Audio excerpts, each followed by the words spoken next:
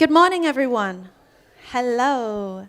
Welcome to day one of the 5th ASEF Young Leaders Summit.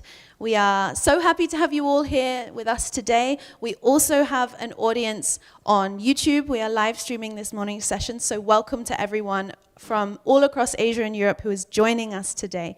We are in for a very exciting morning and exciting rest of the day.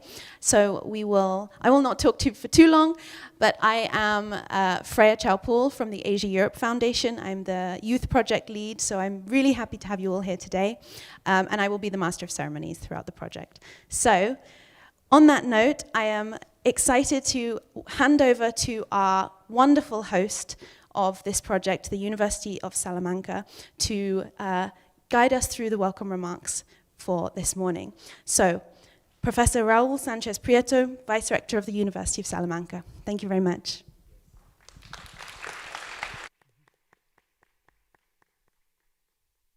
My name is, as said, Raul Sanchez. I am the Vice President for International Relations at the University of Salamanca, so good morning to all of you. I welcome you face-to-face to this face-to-face part of the 5th ASEF Young Leaders Summit at our university on behalf of our University President, Professor Ricardo Rivero. It is an honor for our university, which has so many ties with Asian universities and Asian countries, to host this year's edition of the ASEF Young Leaders Summit. I would like to introduce you to Mr. Javier Parrondo, to my right, which is Director General of Casa Asia, and also ASEF Governor for Spain, and also to my left to Ms. Reka Toja, which is Director of the ASEF Education Department. We will also watch at some point a video message from Ambassador Stefano SANNINO, which is Secretary General of the European External Action Service. But I give you the floor to Mr. Parrondo. Good morning. Gracias, Vice-Rector, Reka. I would like to warmly welcome you all to this Youth Summit organized by ASEF in collaboration with the European Union, the External Action Service, the Ministry of Foreign Affairs, European Union and Cooperation of Spain, and the University of Salamanca, as well of course, Casa Asia. I'm very honored to open this forum and be part of such a relevant example of people-to-people exchanges and of public diplomacy. And I could not have thought of a better venue than this university. I think that, as Reka mentioned yesterday, this idea of organizing such a meeting was conceived in Bangkok last year, and since then, both our teams, ASEF and Casa Asia, have working hard to make this happen and be a success. In this regard, I would like to thank both my team in Casa Asia and ASEF for the work done and for the passion put in this meeting. The relationship of Casa Asia with ASEF was established since the inception of Casa Asia 20 years ago in 2001. And throughout this period, we have been bringing together the Asia-Pacific continent closer to Europe, and particularly to Spain, and vice versa. One of the milestones of this relationship was the support to ASEF in the organization of 3 programs in Madrid in 2019, the ASEF Journalist Seminar, the ASEF Cultural Festival, and the 9th Model ASEM, which is a kind of young leader summit, but in a more reduced format. And these 3 meetings took place in the margins of the 14th ASEM Foreign Ministers meeting held in Madrid. And also, I would like to highlight the importance for us of the 44th ASEF Board of Governors that took place last July in the framework of the Spanish chairmanship of ASEF. The Board of Governors is the most important governing body of ASEF, and as mentioned, took place in Spain last summer. The previous board in Europe was 5 years ago, so it was an important occasion for us. and for the organization as a whole, since a strategic plan was adopted, a compass that is supposed to guide the organization in the 3 coming years. Casa Asia, for those of you who are not familiar with it, is a Spanish public diplomacy organization made up of 3 levels of the administration. At central level, the Ministry of Foreign Affairs; at regional level, the regional government of Catalonia; and at city council level, 2 city councils, which are Madrid and Barcelona. Just as ASEF is the public diplomacy tool established by both Asians and Europeans to complement and contribute to the ASEM process. As you know, war in Ukraine has resulted in many changes in our daily lives, but it has also had an impact in regional organizations such as ASEF. The Russian Federation was suspended in ASEF, and now the ASEM process, which is a kind of umbrella of ASEF, is on hold. ASEF, nevertheless, is still active and vibrant. This event, for example, used to take place in the margins of the heads of state or heads of governments meeting. These meetings are no longer taking place because there is one member who is not part of the organization, so we are somehow reinventing the usual formats of ASEF to adjust to the war in Ukraine. Now it's time for me to thank the University of Salamanca and the availability shown when we proposed to them to host this event. Being one of the historic European universities in Europe, founded in the 13th century, it has done a remarkable job in recent years in promoting Asian studies. And you will have the opportunity also to visit the Spain-Japan Cultural Center, created in 1999. So, in short, this is the ideal place for us to host this meeting, and I thank you, the Vice-Rector and his team, for all the work. Regarding the program that brings us together on this occasion, the title chosen for this year reconnects us in a way when the one dealt with in its 3rd edition. The 3rd edition of the Young Leaders Summit has titled Ethical Leadership. It is worth recalling the themes chosen for each of the previous editions, as it helps us understand how the fields of interest change as society evolves. For example, access to employment and entrepreneurship, which are issues of utmost relevance for young people like you, were the topics addressed in the first 2 editions. The 3rd was dedicated, as mentioned before, to ethical leadership, while the theme chosen for the 4th edition was conditioned by the global impact of the pandemic. The title was Sustainable Development in Post-COVID-19. This year's title, Leadership in Society 5.0, is an invitation to think and learn on multiple aspects of the ethical dilemmas and challenges presented by technological advances nowadays. This is why I mention the connection between previous edition and the current one. Although this time from a different perspective, that of a developed digital society based on massive data storage, automatic systematization of processes, and the generation of mechanisms called algorithms that make decisions based on previously programmed criteria.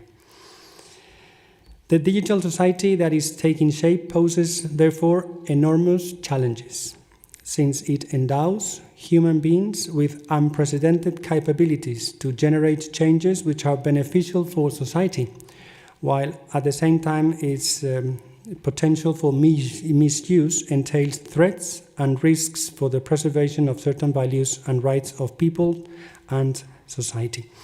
These summits offers you the opportunity to address and discuss in a face-to-face format the issue that you have been learning about in the previous online phase.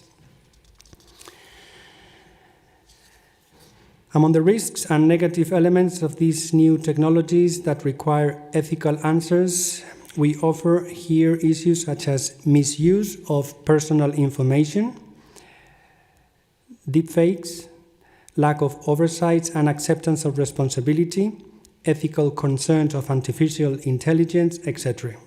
On the positive side, we use terms such as ethical thinking, electronic privacy has a right, accountability, transparency, etc. Coping with these ethical concerns will require a multidisciplinary approach, as well as the development of ethical frameworks and guidelines to ensure the responsible development and use of digital technologies and artificial intelligence in our society. Just to finish my intervention, I am sure that this summit will be unforgettable for you all because of the relevance of the contents included in the program, for the networking that I'm sure you will create among you, and for having the chance to live in a city that reflects modernity and tradition. It is always a pleasure to return to Salamanca, and I have no doubt that many of you too will feel always engaged to this city for its charm and vitality. Thank you very much.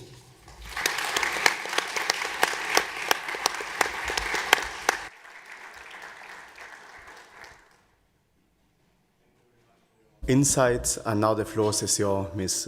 Reja. Thank you so much for the warm welcome remarks, Vice President Raul Sanchez and Director General Javier PARRONDO. It's a real pleasure to be here, and thank you so much for hosting the 5th ASEF Young Leaders Summit.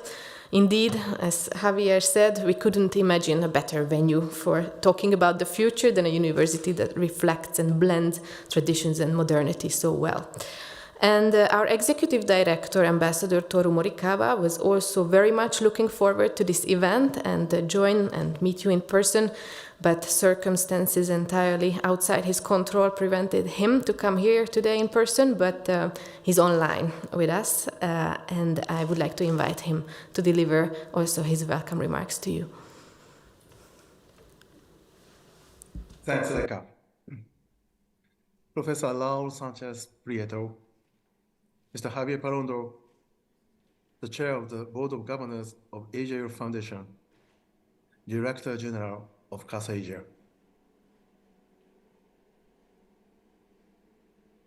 ASEFYLS5 young leaders, colleagues, warm greetings from the Asia Foundation, Singapore. I really regret not being able to join the event in person, but still delighted to greet you online. The Asia Foundation is proudly presenting the 5th ASEF Young Leaders Summit, taking place between 12th to 16th September, hosted by the University of Salamanca. ASEFYLS is a platform that connects young people across Asia and Europe, applying a 360-degree approach on leadership development and community engagement. Self-leadership, you. Team leadership, we. And societal leadership, for all.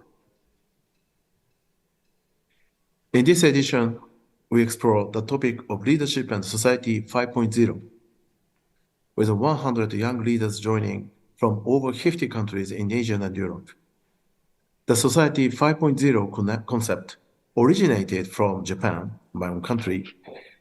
It describes a human-centered society that balances economic advancement with the resolution of social problems by a system that highly integrates cyberspace and physical space.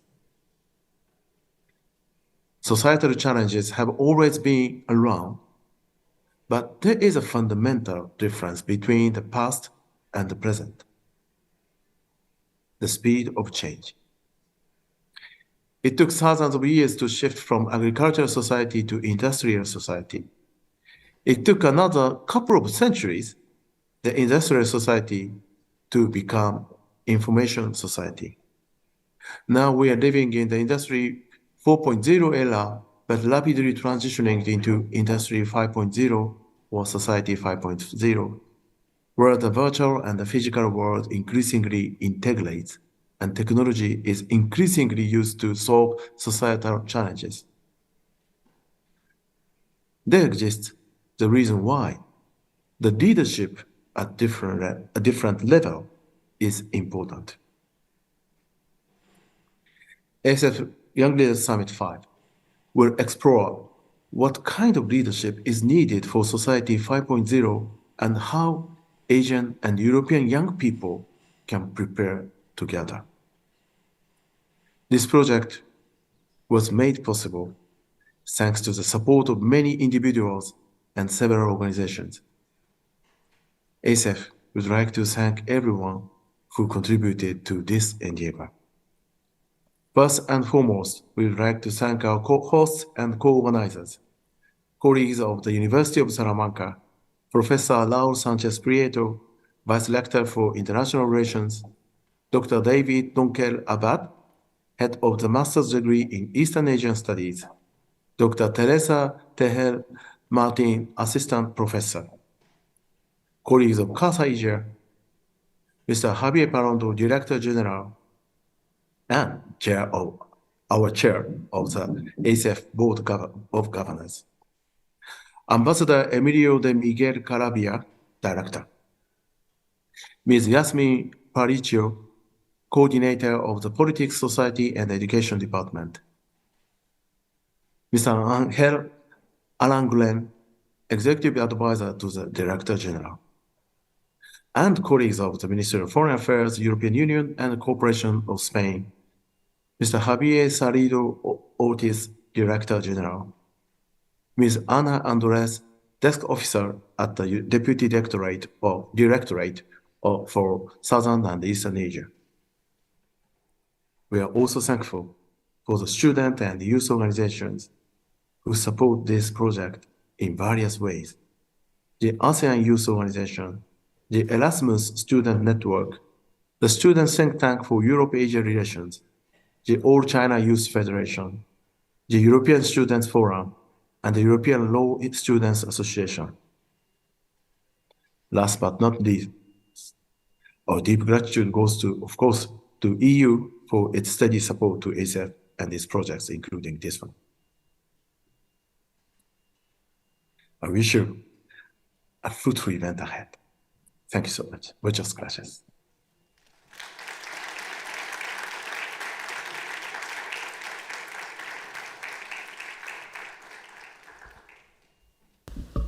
Thank you very much. Thank you very much for your intervention and for your interventions. I had the privilege to open the online part of the 5th edition of the Young Leaders Summit at the beginning of August. It was a pleasure to do so, as it is today to see you all face to face in Salamanca. I will not repeat the same wording as in August. I would like to begin by thanking ASEF, particularly, of course, Ambassador Morikawa, for granting us the opportunity to host the Young Leaders Summit in Salamanca. I would also like to express our gratitude to Mr. Parrondo for the support provided by Casa Asia in organizing this event. And my special thanks also go to Dr. David Oncel and Dr. Teresa Tejeda, our two local organizers from the University of Salamanca, for the excellent work they have done in the past months. I appreciate your efforts in bringing this very important event to the University of Salamanca. So, now I would also like to stress once again that for us, for the University of Salamanca, with its more than 800 years of experience in higher education, it is an honor to host and be part of this Young Leaders Summit organized by ASEF. The program proposed here addresses key aspects of the society we are moving towards. In the program, we see reflected the values promoted by both ASEF and also by the University of Salamanca: cultural understanding, international cooperation, and of course, the promotion of our future leaders. and their working ethic pathos. So you, future leaders, you will have to obtain a balance between economic progress, sustainability, and the resolution of social problems through a system that integrates cyberspace and physical space to a large extent. And to conclude, because I have said I will be very short, to conclude, as the host of this 5th edition, and on behalf of the whole university community of Salamanca University, I wish you a very fruitful conference, a very fruitful meetings, and hope that you all gain a valuable experience for your future, and that you also enjoy our university and our jovial and vibrant city during these days. Welcome to Salamanca. Thank you very much.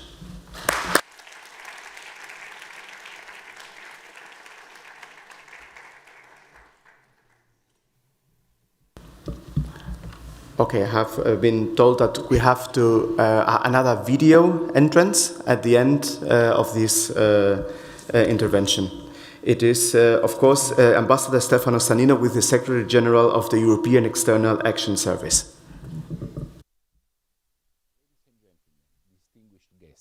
Estimados colegas y amigos, dear young leaders from Asia and Europe gathered in the beautiful and historic Universidad de Salamanca. It is an absolute privilege to speak to you at the start of this 5th Asia-Europe Youth Summit, and I deeply regret that I was not able to exchange with you in person. You all know that our world is going through a rough time, facing existential challenges. The way they will be addressed or not addressed will shape our future for good or for bad. We must recognize that our decisions or inactions have far-reaching consequences, which will affect mainly our future generations. In our search for solutions in an era of rapid technology advancements, global interconnectedness, with regulatory and global governance vacuums, leadership should, as an imperative, be ethical and forward-looking. This must be our compass to guide us towards a just, inclusive and sustainable future. Society 5.0, a concept that originated in Japan, envisions a human-centric society empowered by the fusion of technology and humanity. It emphasizes the harmonious coexistence of advanced technologies and the respect of values and the well-being of individuals. It is up to all of us to bring this vision to life, to steer our societies towards a future where technology serves as a tool for social progress.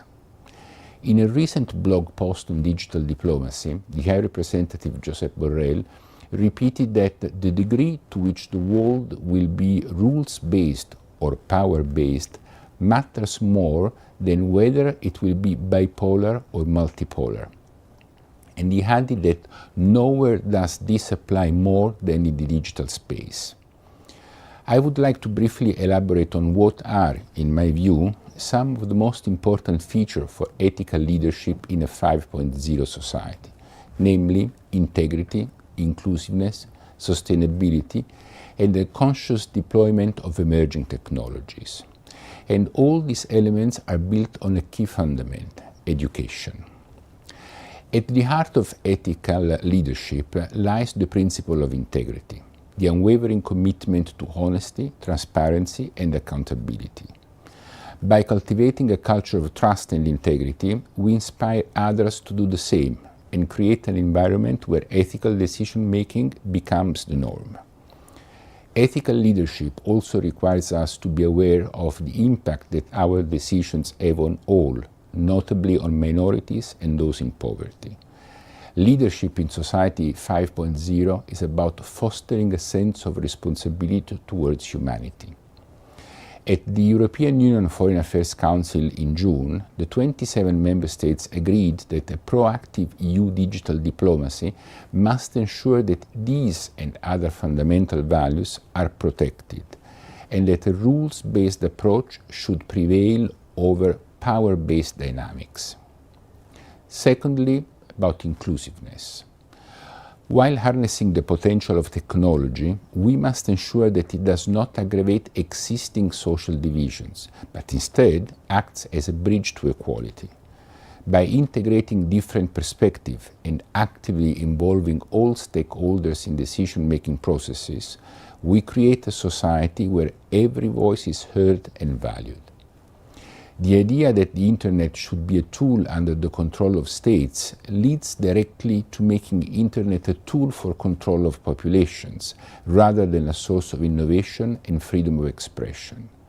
The EU and its partners are right to resist this approach and must continue to do so.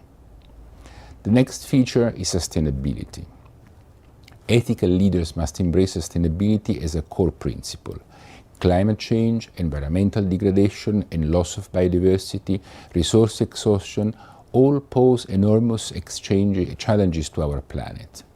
To secure our future, we need to embrace sustainable and resilient practices and prioritize the well-being of our planet over short-term and short-sighted gains. Through responsible leadership and conscious consumption, we can build a society 5.0 that is not only technologically advanced, but also environmentally conscious and regenerative. As you know, the green and sustainable agenda is a top priority for the European Union. It is also a central theme in our cooperation with our Asian friends. We have already set up many green EU-Asia initiatives, alliances, partnership programs throughout the region, and there are more to follow. This goes also for our digital cooperation. In our relations with partners, we promote a fair model for data processing. Just like with our critical raw material partnerships, we are not aiming simply to grab the data produced in Africa, Asia, or wherever, and get value from it back home here in Europe. Our European model is about nurturing the development of digital economy, which supports local innovation and adds value for our partners. In pursuing ethical leadership, we should not overlook the ethical implication of emerging technologies. Artificial intelligence, automation, big data have enormous potential, but they also raise profound ethical questions. Leaders must ensure that these technologies are developed and deployed in a way that respects human rights, privacy, and dignity. We need to establish a robust framework and rules that protect against misuse of technology while promoting innovation and creativity for the common good. Not so long ago, we were told that any attempt by the European Union to think about rules for artificial intelligence was simply a threat that could kill innovation. Thankfully, that discourse has shifted, and many, also in the Silicon Valley, are now awaiting the entry into force of the European Union Artificial Intelligence Act. Meanwhile, the European Union has been working closely with Asian partners to ensure a human-centric and trustworthy technological evolution. The focus on concrete deliverables that will foster a safe, secure digital space and shape a set of standards that could be used globally is the key. We now have digital partnerships with Japan, South Korea, Singapore, and more initiatives in the pipeline, of which many in the ASEAN region. Finally, at the basis of all this is the good education for all. More than ever before, we need to equip all our young people with knowledge, skills, and values necessary to navigate the complexity of the modern and fast-evolving world. By incorporating ethics and critical thinking into our education system, we empower future generations to become leaders capable of properly addressing the challenges and opportunities that lie ahead. The European Union support to education in many Asian countries and the student exchange programs like Erasmus+, scholarship between the European Union and Asia, have increased access to quality education, promoted educational inclusivity and cross-cultural understanding. Dear young leaders, Asia and Europe have historic bonds and contributed immensely to the world's cultural, scientific and economic heritage. This provides you with a unique platform for collaboration that can shape the trajectory of Society 5.0.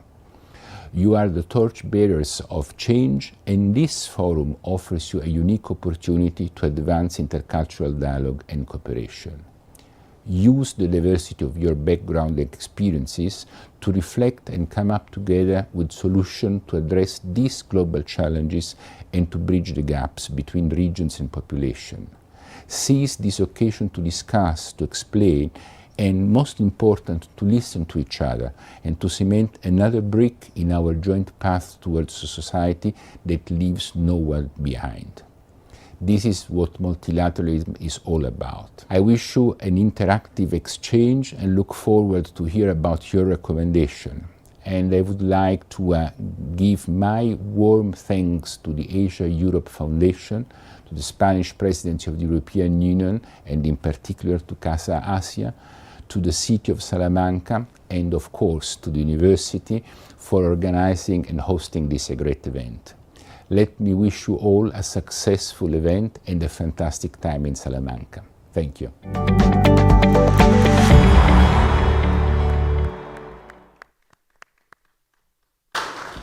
So thank you very much, and once again, welcome to Salamanca. Enjoy your time in this city, enjoy your time at our university. So thank you very much.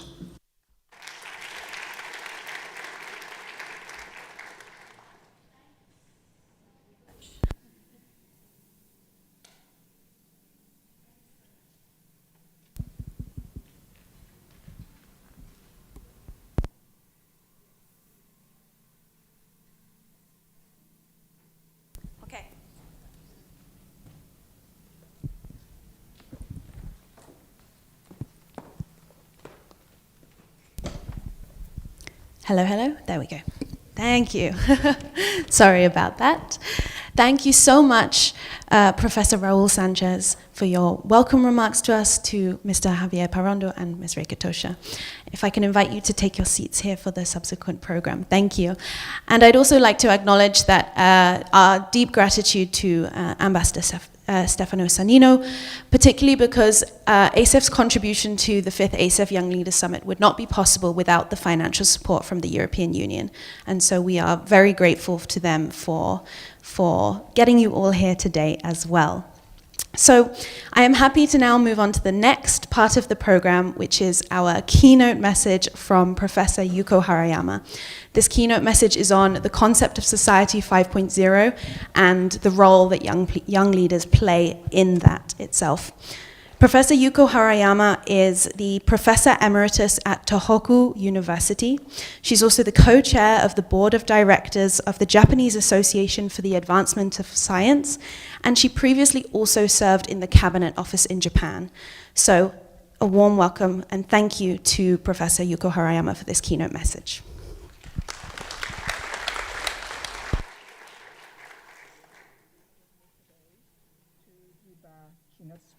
On the concept of Society 5.0. It's my honor and pleasure to share with you, all of you, this idea bringing from Japan.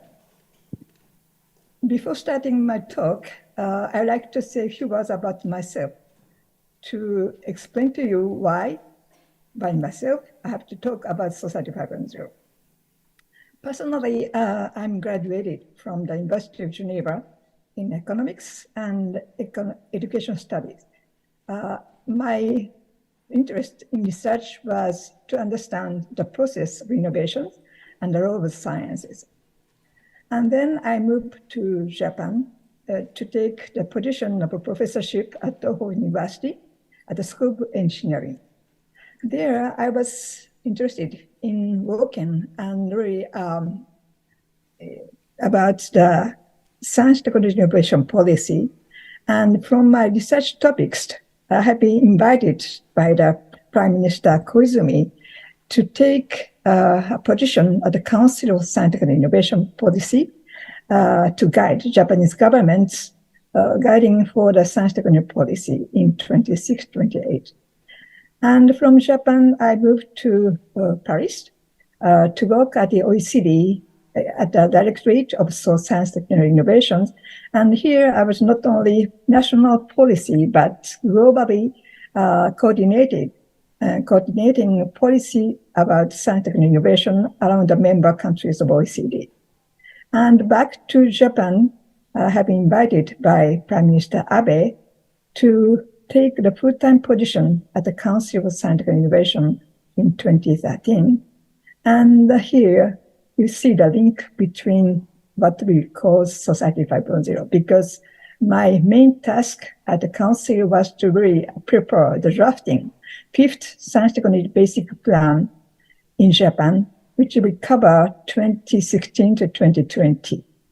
So during this work, we have been working hard to make kind of new ideas about formulation of scientific innovation policy, and where we see the coming this new concept of Society 5.0. So I will invite you to go back to 2015, at the time of its inception. Compared to today's situation, it was really at the beginning of digital transformation. So we see coming huge power of digital transformations, and in particular empowered by AI.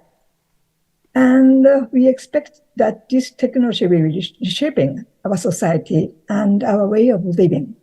But we did not yet how and what could be the in-depth impacting the society. But mainly it was kind of tech-led transformation. And also we see coming connected and networked societies because of the internet, and we see the move of going global was really irreversible. And also at the same time, ever increasing sphere of human influence through science, technology, innovations. That means we see the new breed of technology like genome editing technology or neurosciences developing really in a high level. And we see really not only in a challenge in terms of science technology, but transforming society and also impacting on ourselves. But we did not yet how in depth. Let's be changing our way of being. Again, at this moment, 2015, we have been surrounded by many uncertainties, including geopolitics. So that's where the situation when we started work drafting our 5th Science Technology Basic Plan. So with my colleagues, our way of doing this business was not just doing as business as usual, based on the traditional formulation of scientific and innovation policy. Usually we try to capture what's happened by the past and making kind of planning and writing technological road mapping, and also focusing on some framework condition for innovation. It was a traditional way, but we see the kind of need to make kind of new approaches for scientific innovation policy. Goal being enhancing preparedness for the unforeseeable future, as I described just before. And also so many global societal challenges surrounding us. So we have to address these global and societal challenges. And also what we do, which type of decision we do today will be a huge impact on the future generation. So we have to be confident about responsible actions for future generations. And again, in terms of social impact, we need to have more inclusive approaches. So from this thinking, discussions, we decided to put society at the heart of formulation of scientific innovation policy. And then, again, we will be not dictated by technology, but we will be using this technology for the well-being of the society and human being. So how to catalyze the power of digital transformation? One of the key questions. Because we have been conscious that increasing value are created by deploying and combining information. And also at the society level, became strong user and consumer of information. Look at our everyday life at work, in public space, at home, and in private. Anywhere you go, you are intensively using information. And also, our dependency to connectivity seems to be very irreversible. And impact being that we are changing the way we impact each others. So this is some kind of impact we may foresee, and we can think about what could be the next. So by the end, we have formulated our 5th Science Technology Innovation Basic Plan, which covers 2016 to 2020, just starting by describing the changing context and our goals. And also the first chapter really for us was preparing the next future industry and society. Here you can find the above, the very Society 5.0 have been reformulated in this chapter. So now we were talking about Society 5.0. So you can consider this Society 5.0 as a concept proposal to guide Japanese scientific innovation policy within the framework of the 5th Scientific Basic Plan. But our intention was not only focusing on the Japanese context, but to make use of this concept as a global understanding of the future society. So I will shortly describe basic principles, kind of guiding principle of Society 5.0. As I already mentioned, the way to formulate, to foresee the future of science technology innovation, not focusing on technology only. So the main changes, main shift at the Society 5.0 thinking is the shift from a technology-driven approaches to human-centered approaches. Of course, we'll be taking advantage fully of the power of science technology innovation. So society should be backed by science technology innovations, including, of course, taking advantage of artificial intelligence, big data, IoT, robotics, quantum technology, and so many new coming technologies. But at the same time, we see the fundamentals for society is really having common share value that we have to respect in names of openness, sustainability, and inclusiveness. And formulating future society is not the affair of technocrats or some politicians. We see really the power of all citizens, and within the guiding principle of Society 5.0, we said we have to take everybody on board. So working together.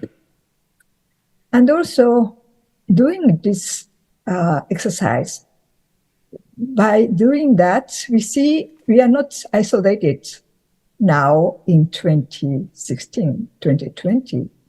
We are kind of results of our past actions.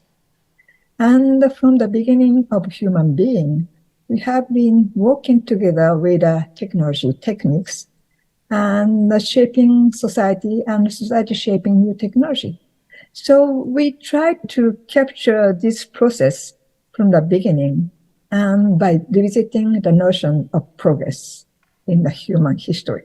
So to start with, we have been identifying, hunting, and gathering society.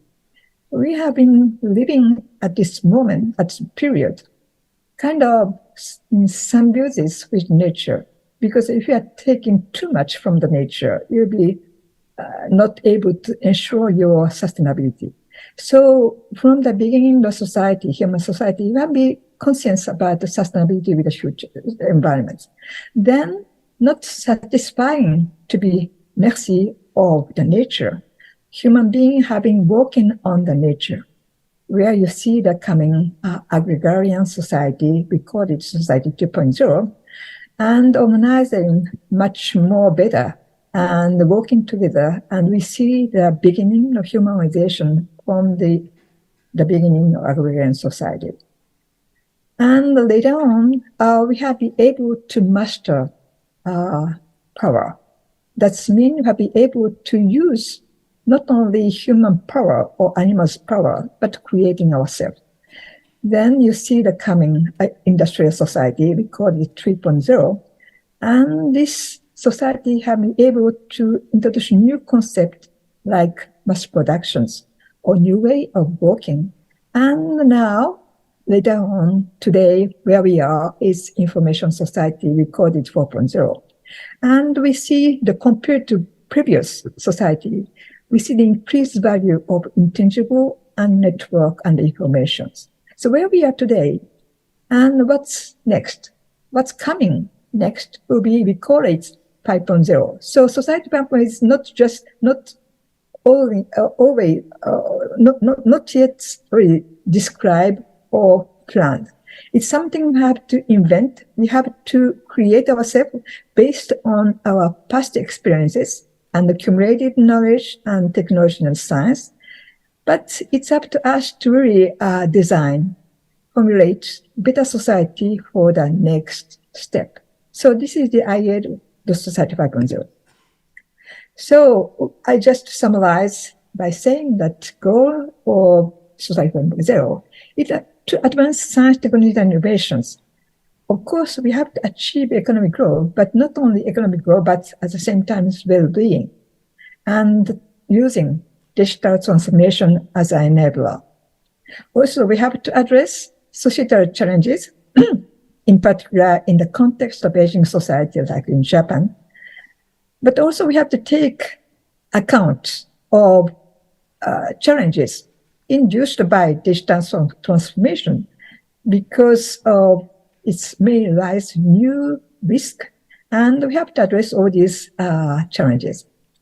And also, not only foreseeing future of your nations, but we need to contribute to the global prosperity.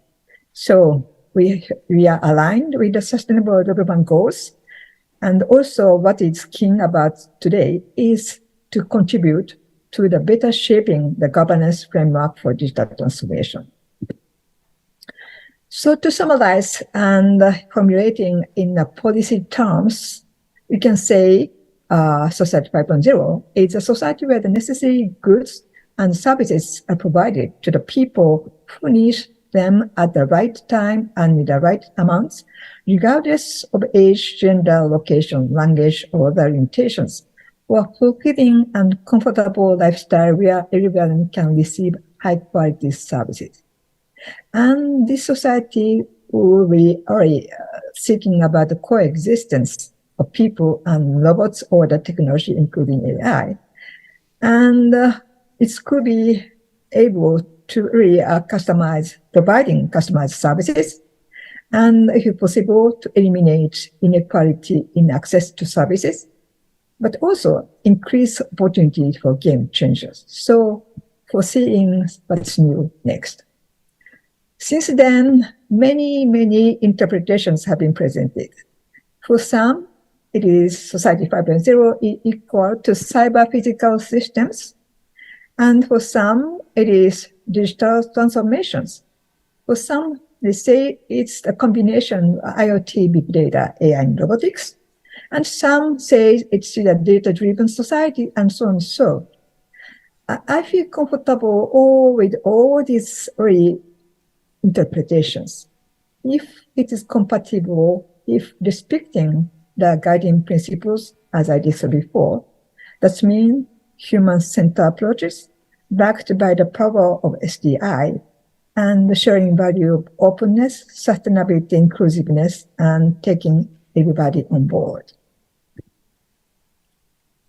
And then, just looking back 2-3 years from now, back to now. So we have experience around the world with the COVID-19. And I would like to say what's impact on Society 5.0 thinking. So just to summarize in a few words, we say COVID-19 was imposing a new rule of the games. We have huge constraint on the mobility, and the person-to-person relations have been disrupted, and stopping many social institutions working as usual. At the same time, this COVID-19 push ourselves to move to accelerate digital transformations and sharing data and science in the sense of open science, and also connectivity with the surveillances. And imposing to act differently, virtual substituting partially physical contact, and at the same time, we have been pushed to rediscover the sense of community and solidarity, and assessing at the same time what is essential to focus on. And the key driver to come over COVID-19 was, again, role of science technology innovations and also preparedness for the events and taking responsible action for the future generation. To sum up, we have some kind of lesson learned from COVID-19, just checking with a guiding principle with a society 5.0, I would say human-centered. I think this kind of thinking is more than ever before needed. And more than that, we need to have additionally human touch with.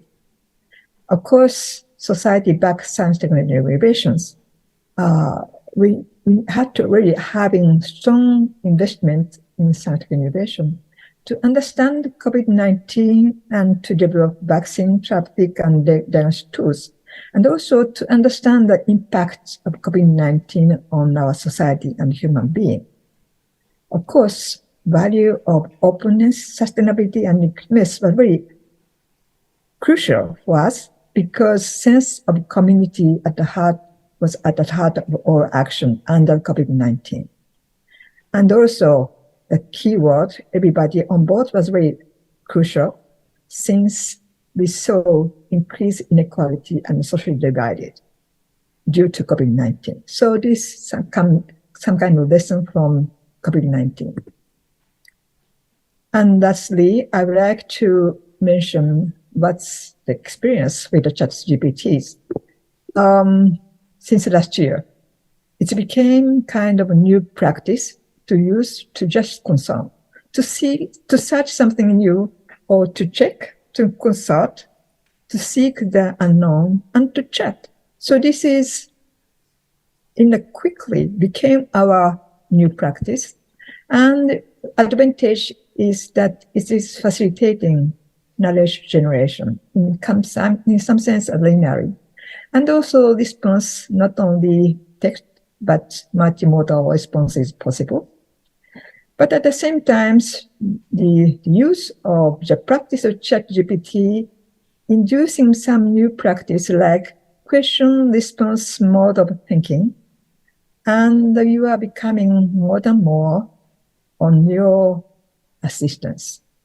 And also by doing this practice, seek to search, to check, to consult, to seek the unknown, to chat through ChatGPT, you'll be probably losing a critical thinking and also passivity in your attitude. So some lesson learned back to our experience just now with ChatGPT. The key message, human-centered, again, I think it's more than ever before needed. And additionally, we need to enforce human agency to keep the dignity of human being. Society backed by science technology innovation. And really, we need to have more investment in science technology innovation to understand what is human intelligence and also to create collective intelligence. So again, human agency and human-centered approaches. Of course, the value of openness, sustainability in COVID is more than needed because it's the foundational of human society. And also, again, everybody on board is really needed because we need to rebalance the dominance of tech companies and also take the voices of everybody to move ahead in the future society. So what next? We need to really ensure that we have to have socially responsible actions. It is to better shape future society for the future generation, and also for preserve our democracy and human society and human dignity.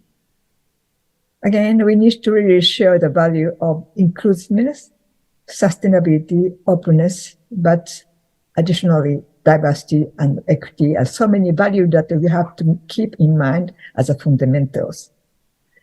And we need to act differently in the sense of rediscovering the sense of community and solidarity, and preserving human touch and empowering human interest. So to summarize, I would say Society 5.0 was fundamental 5, 6, 7 years ago. Even today, it's more crucial to foresee and to shape together Society 5.0. I'm looking forward for your discussion there in your symposium, and looking forward what your message will be.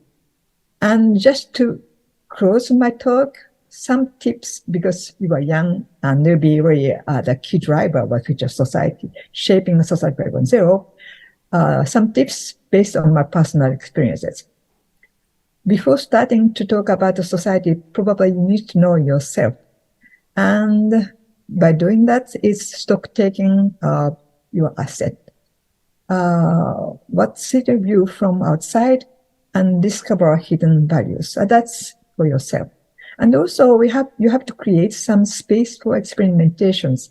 And not only just going to school or taking lessons, but you have to learn from trial and error, really personal experiences. And for that, we need to have dialogue. And find your partner outside your comfortable zone, and remember that you are not alone.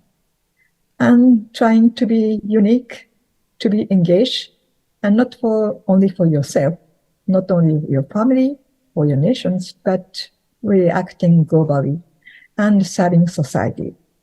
Thank you so much for listening, and I hope you'll be enjoying the discussion talking about Society 5.0. Thank you.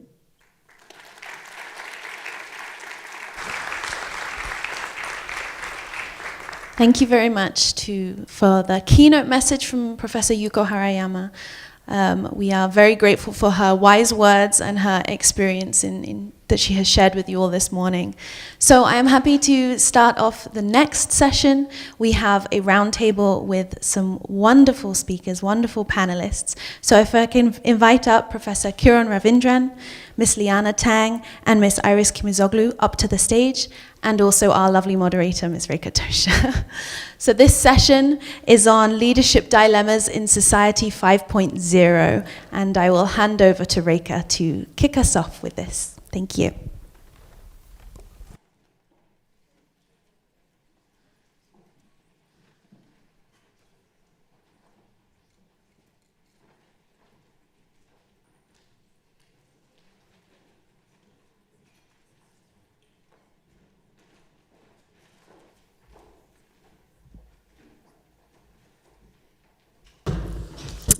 Okay, so a very good morning to all of you again.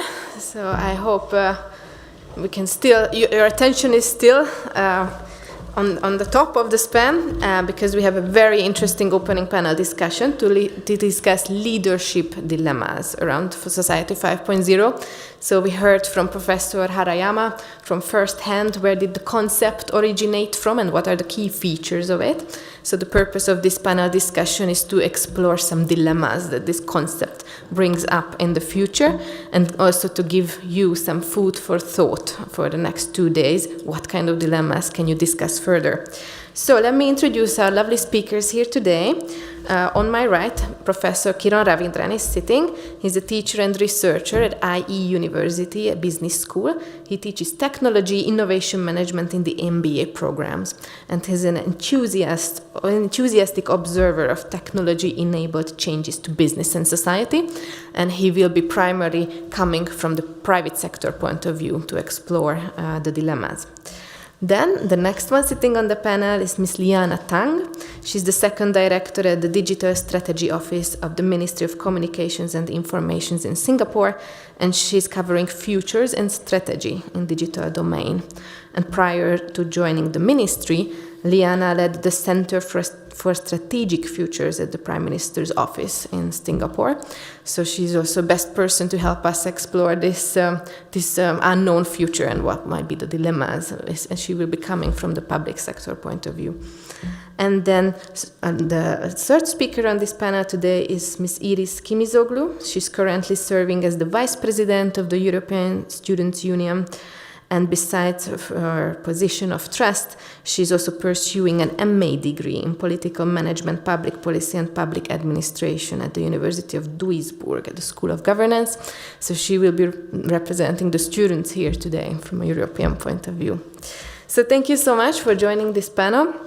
And let me kick off the discussion. Let's explore this concept of Society 5.0. As we heard from Professor Harayama, it's supposed to be a human-centered society that balances economic development with the resolution of social problems.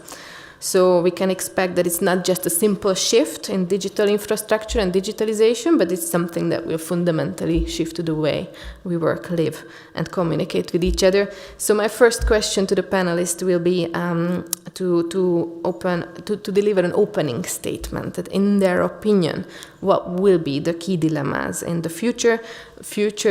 We mean in the next 20, 25 years, so in the lifetime of the next generation, what do they foresee? Dilemmas could concern self-leadership, team leadership, or societal leadership. As we frame leadership in this program from the very beginning, we look at these three stages or three elements of leadership.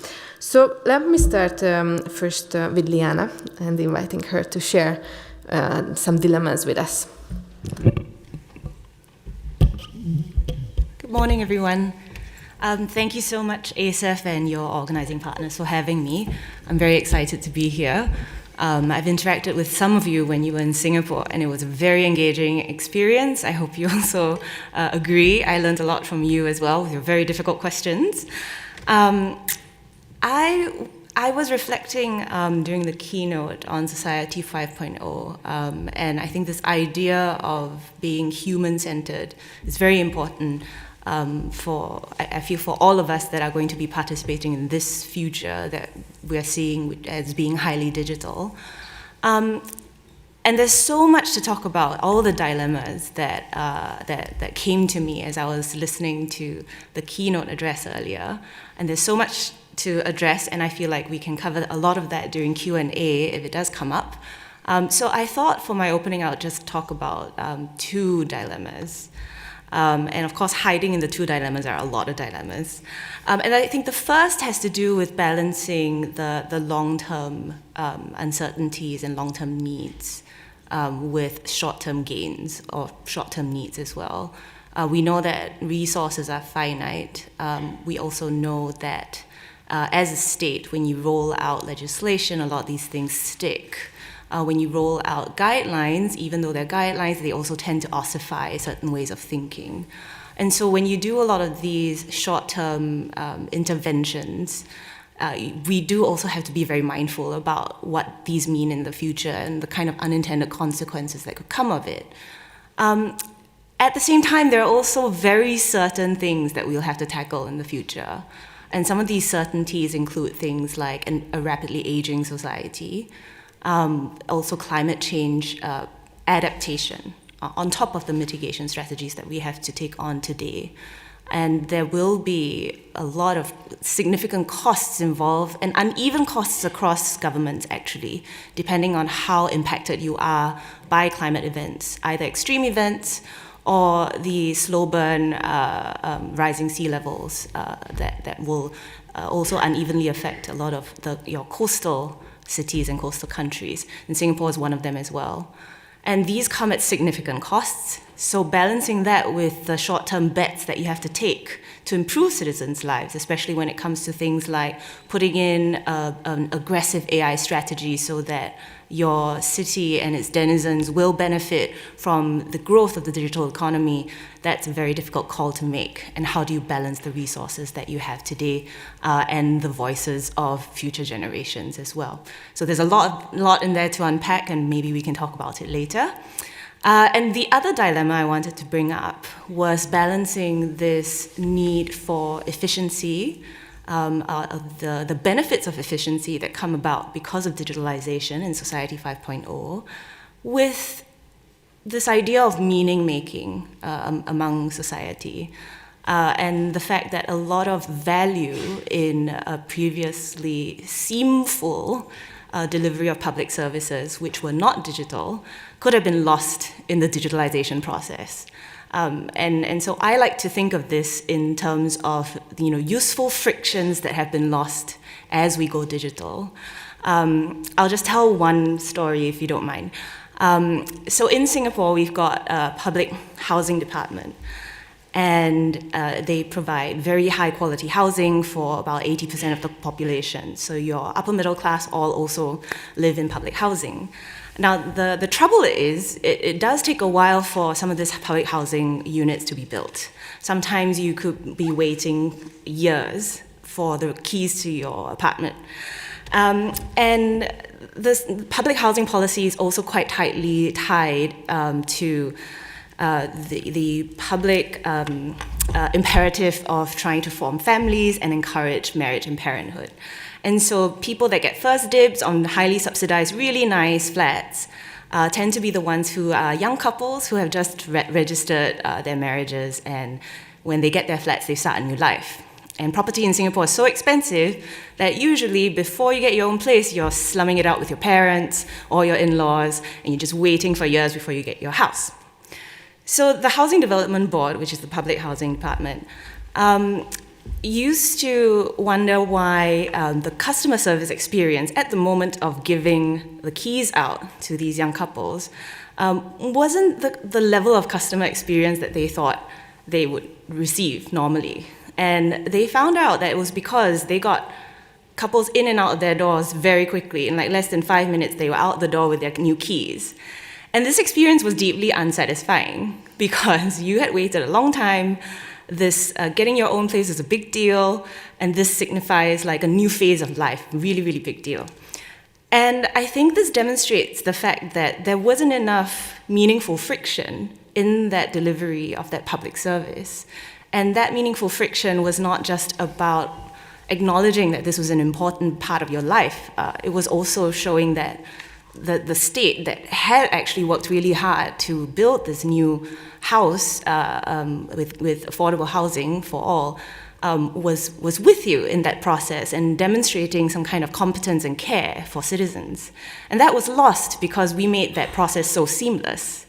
And so I tell this story because I like how it demonstrates that a lot of public service delivery has gone to the extreme of seamlessness where we may have lost some friction that provided good value. And I'm just going to stop there because I think other panelists are going to have some nice injects as well. But we can talk a bit more about this other dilemma of efficiency versus meaningful friction. Thank you so much for kicking it off, Liana. Now it's over to Professor Kiron to share his dilemmas with us. So there's a quote that's misattributed to Bill Gates.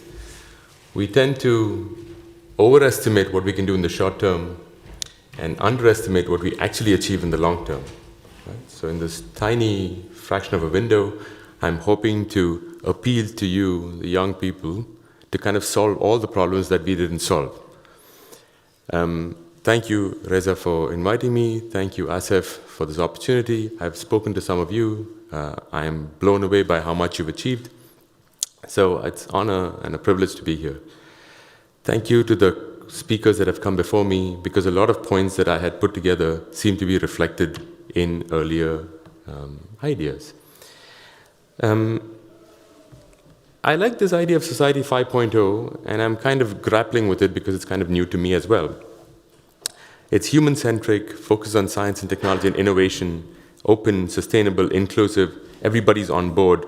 The stuff that we don't want to do is done by robots and AI, leaving us time for being, good human beings. I like the promise, and I'm concerned we are being a little optimistic, okay? Or we might be building a utopian image. So let me think about something else that came up in Professor's presentation earlier about where we are in the society growth, right? So imagine this long timeline of about 5 million years. 5 million years ago, we separated from the apes, okay? And then for the next 4.99 million, we were throwing stones and sticks and stuff at animals and picking fruit that had fallen. We called the society 1.0. We were hunter-gatherers. 10,000 years ago, we start agriculture. Let's zoom into this 10,000 years, okay? That's now the timeline for 10,000 years. In this 10,000 years, we've been doing agriculture until about 500 years, we invent power and we have the industrialized revolution. So now, let's zoom into this 500 years. If I look at this timeline of 500 years, we've been doing the same thing until about 30 years ago where we had the internet and we said, now we are an information economy, right? Today, we're saying, okay, all that's fine, but let's think about the next society, right? In this 5 million time span, we're talking about a change that's happened yesterday. Are we perhaps being over-optimistic that we can achieve anything in the short term? Because perhaps we are still the basic animal that we were 10,000 years ago. We still feel angry, we still feel jealousy. If I'm slighted, I wage war against somebody else. I don't know how to control my impulses. I need instant gratification. So I don't think I've really grown much more. But that also does not really feel like what we feel at the moment, right? Because if we look around, despite the fact that this building is from Society 2.0, it's probably 500 years old, we're now talking to each other on devices that didn't exist when this building was built. There's electric outlets in these buildings. So something's clearly changed, right? Around the time this building was built, there was a skill that was very, very valuable. The skill of being able to read the skies, to be able to look at constellations and say what's going to happen next, to predict the future in a way. A few weeks ago, we had the blue moon, and I wanted to read the sky. And what did I do? I put on my cyborg self. I reached to the end of my arm. At the end of my arm, there's a screen. There's always a screen at the end of my arm. In fact, there's a screen at the end of my arm about 6 hours in a day. That's the global average, by the way, including for the digital divide, the haves and the have-nots, 6 hours on average a day. I look into the screen and I access the infinite power of knowledge in the internet. And I find the skill, which is to read skies, and I download this app called Star Tracker. Suddenly I point at the sky, and I know that's the moon, and the spot behind the moon is Saturn. Wait, I just did what we talked about in science fiction in The Matrix. If I wanted martial arts skills, I downloaded the skill, right? So clearly, we are in this cyborg kind of a situation where I have infinite power and ability and skills and technology all just wrapped into me to the point that I don't really think I can think for myself. I cannot get from my hotel till here without using Google Maps, even though it's one straight line. I cannot choose music, I don't have free will there. I cannot choose my life partner, the algorithm decides who I match with. Okay, so clearly we are living in this cyber social scenario, right? However, this is not all good. You and I know the cost of this. Instagram causes body dysmorphia in teenage children. Facebook and social media has created the post-truth society. WhatsApp gives you anxiety. That's why you turn off the double check feature. Perhaps this is now our growing pains into being a good grown-up cyborg, right? So maybe in this man-machine combination, what is missing is that we're not really dominating the part of being the man or the human, right? So in this book by Brynjolfsson, who's a professor at Stanford now, called Race Against the Machine, the conclusion is the future is to race with the machine, not against the machine. So if we are racing with the machine and the machine is getting better and better, what are we doing to justify our place in the man-machine combination? Perhaps the machine will leave us alone if we don't do our part, which is to be good humans. So the emphasis on being human, being humanistic, I want to drill it down to just 3 points. And once again, I'm putting the responsibility on you to save my generation. Right? There's this, everybody jokes about ChatGPT, coming up with all kinds of hallucinations, but also ChatGPT has come up with more innovative ideas than MBA students in Wharton, as based on a paper from a few days ago, right? But that's not surprising, because nobody taught us creativity. You have courses that have all kinds of material, but not creativity. There was an emphasis on critical thinking. Nobody taught us critical thinking, which is why we believe the stuff that we see online, and even young people do. Nobody taught us compassion. We have a course on strategic competition, but nobody taught us collaborative strategy. Right? So if I were to leave as my thought piece for this part, perhaps being a better human in this human-centric society is to focus on creativity, which means to be able to make mistakes, to be experiment, but also, as just was mentioned, it is to not focus on efficiency. Creativity and efficiency are contradictory. If you want to be critical thinking, you have to be skeptical. You have to distrust what I say. You have to distrust what people told you before, and distrust stuff that people are believing just because your peers are believing it. Be open to distrusting. Compassion translates to it's okay to not win. It's okay for somebody else to win. All right? Once again, I've spoken way more than I should. I'm a professor. I tend to do this. I am optimistic that you will reach the utopia that we're kind of dreaming for. With that, thank you very much, and sorry for taking so long.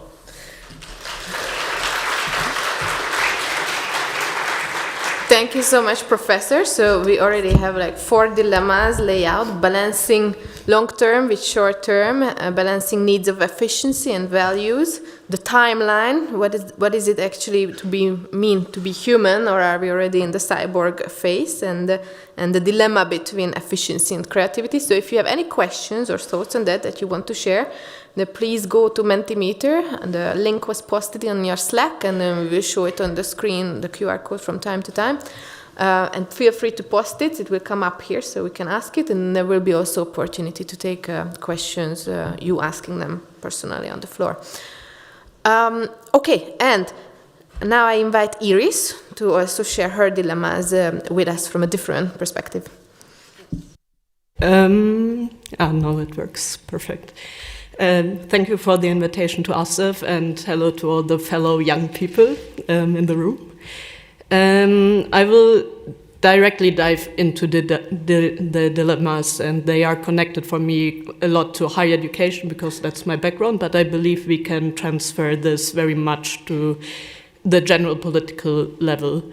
I mean, in digitalization, I think the biggest problem we have currently, and this is true for Europe, Asia, and any part of the world, is the digital divide. We are talking about digitalizing higher education, primary education, while many people don't even have access to digital devices. They don't have access to internet. How can we talk about digitalizing and having this transformation of society if we're leaving a lot of people behind right now that are not able to keep up and also then learn about what is behind digitalization? A second problem, and this is true especially for our generation during the pandemic, we saw that a lot, that privacy and data security rights of young people, of students specifically, were breached on a daily basis by using proctoring software, by integrating AI into teaching, which has a lot of positive potential. That's not what I'm trying to deny, but it has implications for our own fundamental rights that we own. And this is for sure a huge topic that we need to talk about. But what are the privacy and big data implications of the digital transformation? A third dilemma that very much follows up with that are ethical questions, especially in the use of AI. we know it has been proven that digital tools, they are software, they are trained by humans, so they are also prone to failure. They discriminate against people based on race, on gender, on disabilities. We also have the problem that they, what is the common good and who defines what the common good is? That's not what the tool does, that's what humans do. So the question of integrity comes in here as well. And then a fourth aspect I would like to bring up is the environmental impact. I read an article 2 days ago where it said that this year compared to, I guess, 2 or 3 years ago, we're using 40% more water to cool down servers that are used for digital means. I mean, it costs water to use digital, to use this thing where I have my notes on right now. So there's also an environmental impact that we need to think about. And what we see here, it's all trade-off dilemmas. We need to think about what are the gains and what are the losses, and somebody needs to make these decisions. And here, the wider implication of that is we need some form of trust into those who make the decisions. But then in the pandemic, again, we saw that trust was lost, especially in Europe, in European societies. A lot of trust was lost into decision makers because at some point people didn't feel like they were heard in the calculation anymore on the decisions made. And this brings me to the point of social dialogue. I believe that in all these trade-off dilemmas that we're discussing, we should not forget to include the stakeholders, the social parties and society as such into making these decisions and into discussing in the end what is the trade-off we are willing to do and what are the trade-offs we are not willing to give in. And for this to be possible, we need critical thinking, and here I'm coming back to my educational background. The biggest danger I see with especially AI is that we lose the capability to make decisions based on knowledge.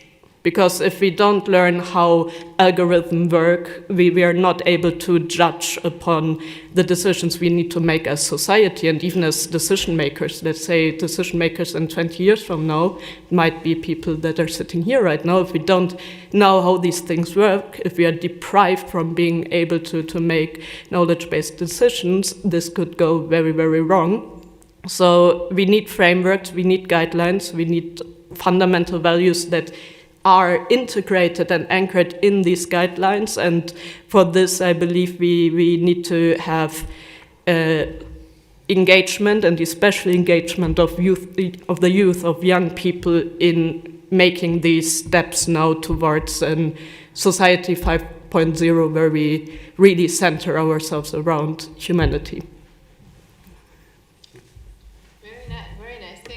Such interesting dilemmas, mainly around different trade-offs, what we need to give up in order to progress, at least to perceive that we progress. So that brings me back to the values, because all of you mentioned it in different contexts. So let's zoom into that one a little bit, the values. So decisions are always made based on certain value systems, and we see this changing. Some values are appreciating and some values are depreciating, being left behind. In our context, Society 5.0 is building on the venues of inclusion, sustainability, and human-centeredness. So how do you see this in the future, in the time of the next generation? What values will appreciate more and what will be maybe less so important? And let me add the question in here as well that came on the Mentimeter. The participant, I will ask you, our participant, to stand up who posted this question, and then ask the other ones to please put your name and country when you post the question. So the question was that reflecting on the values versus efficiency dilemma that Liana raised first, as well as the compassion and being able to fail. Do you see these values as neoliberal, capitalist values, as the opposite of human-centered economic model? So when you reflect on the values, could you please also incorporate this? And then I invite Liana first.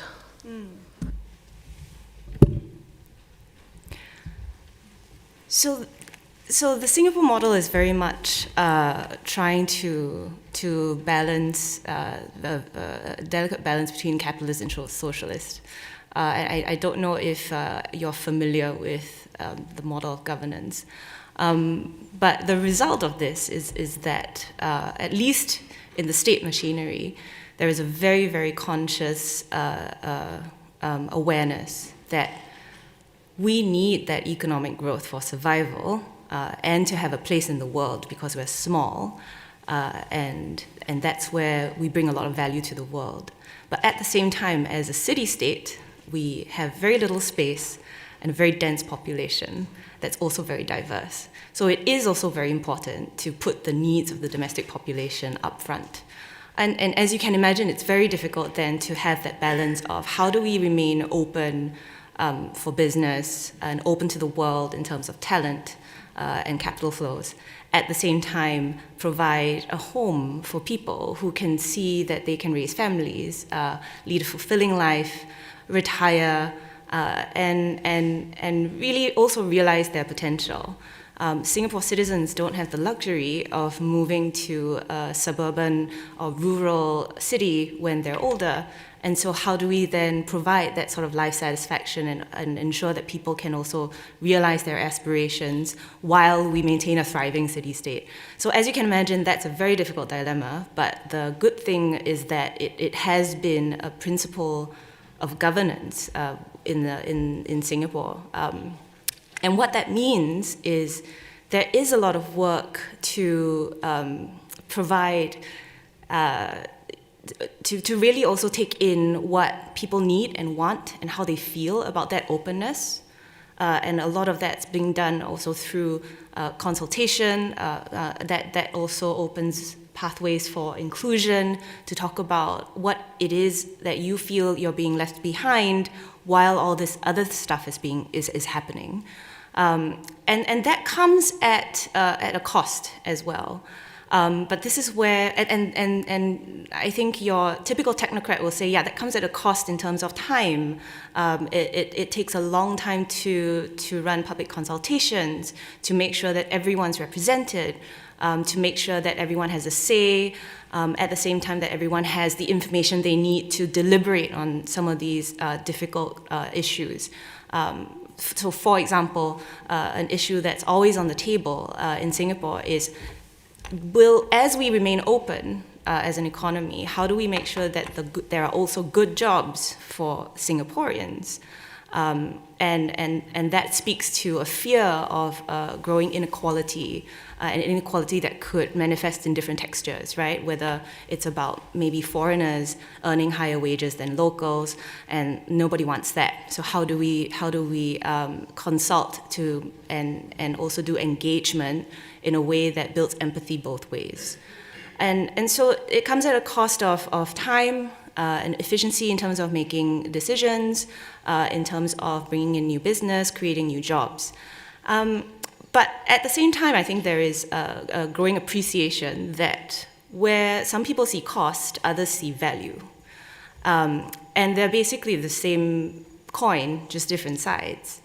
And I think what the solution for me in this situation is to see the value in that additional cost, right? And that you're playing a long game here. In all these public consultations and engagements, you're not only building the objectives, working towards the objectives that you set out to in terms of bringing everybody along when you pursue certain policies, but you're also building the muscle within the state machinery, plus also all your NGO partners and community partners that you have to work with in this process, in order for it to be part of a system and a part of a process in the long term. And I think when you see the value in that lens, that everyone's building capacity here, because we know that the future is going to be very uncertain and very difficult and complex, at least that substrate and capacity is being built at this time. So while in the immediate term it looks like a compromise and an extreme cost in terms of the speed of doing things, there is a lot of value there. And I think then the challenge for states is to focus on where that value is and then how to build that. Thank you so much, Liana. Now it's over to Professor Kiron, also reflecting on values and trade-off. And let me add on another question. In your case, it's from Rembert, from Belgium. So he's asking whether continuous economic development is required for continuous development of societies, and is it needed for a human-centered society? So these are big questions. I think the first question, if I understand correctly, is among these values of inclusion, sustainability, and human-centric, which might grow, which might not grow. Is that, if I understand correctly?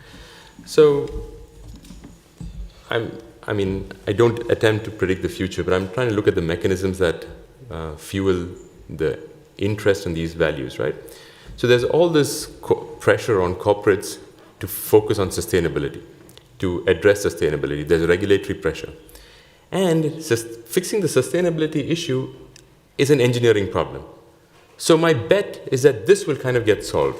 We've had a problem with food, with medicine over time. We've figured out technological structural shifts that have enabled us to produce food much better, solve a bunch of diseases and so on, right? So I'm less concerned about sustainability.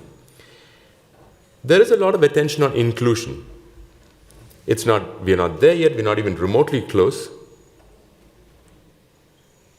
But there is attention. So I think perhaps we will get to the inclusion part as well. We might be not clear on what we want to include. That's another problem. Do we want to include only diversity in terms of geography, in terms of skin tones, in terms of sexuality? Can we handle neurodivergent people in this auditorium? You know? So this kind of specifics on inclusion we might take longer. But the third is the part that I'm really concerned about, this notion of human centricism, because I think perhaps we don't even know what it means. I like what you mentioned earlier about beneficial friction, right? So I want this process not to be more efficient. I want this to be slower so that I can make this a human-centric process. And my guess is, abstracting away from that particular process, the stock market is generally not favorable to things that are not efficient. Right? So if you go efficient, if you go cost-cutting, if you lay off people, that's good news for the stock market. And as I say this, I see the hypocrisy in it, because my pension funds are linked to the stock market. Right? So I want companies to do bad things so that I can live well in my old age. And therefore, I do not see how we might get to human centricism easily. I don't know the mechanism. And about economic progress, I like the question, and I want to flip it around. I don't think we need economic progress. Economic progress will happen. What might hopefully change is the measure of economic progress. Right now, the measure of economic progress is GDP or stock market performance. If we can change that to a more holistic measurement system, maybe we might focus on the stuff that matters a bit more. And I'm sure you know about this notion of, the under-measured labor, like women taking care of children at home, which doesn't have a bill and therefore it doesn't feature into the GDP. If we figure out a better economic model of having metrics that measure total contribution of labor in some meaningful manner, I think the alignment between progress and benefit to society might be a little bit more clear. Have I addressed your question? Thank you so much. And now it's over to Iris to also reflect on the issue of values. And for you, I would like to also add on a question. Because you mentioned also the environmental considerations, which is it's a very good point, because we talk about human-centered society, but where does that leave the environment? And then the question is, where do you place the immediate urgent concern of climate change as we desperately seek more and more tech-based solutions?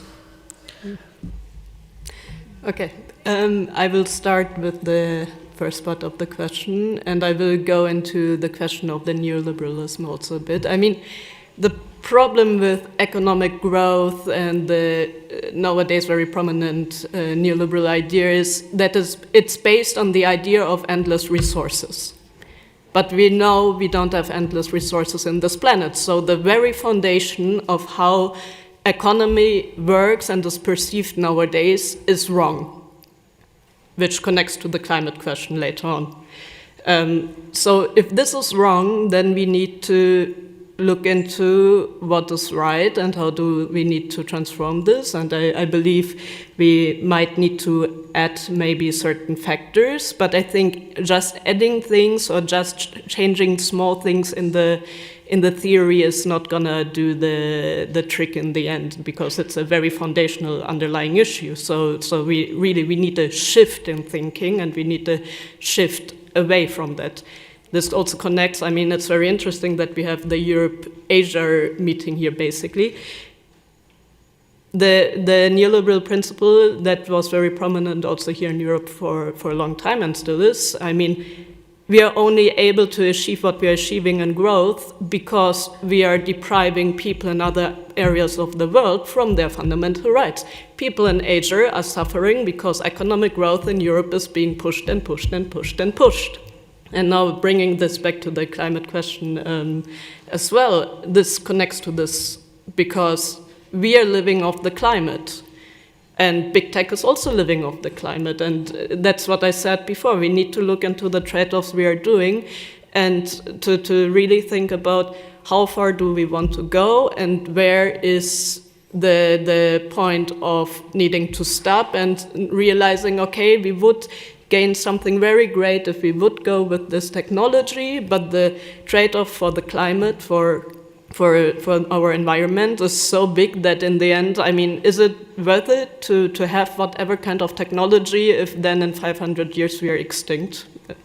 You know, then we can also let it be and not care anymore if we are going into the direction of extincting ourselves, basically. But yeah, again, what are the fundamental values that we want to really set? That's a question that doesn't have a right and wrong answer in a sense. It's a matter of discussion with society. And I think we need to go into a direction where we not only do these kind of discussions with our community or our nation state or even like the continent, but that needs to be a global discussion because it's so interlinked that we really like.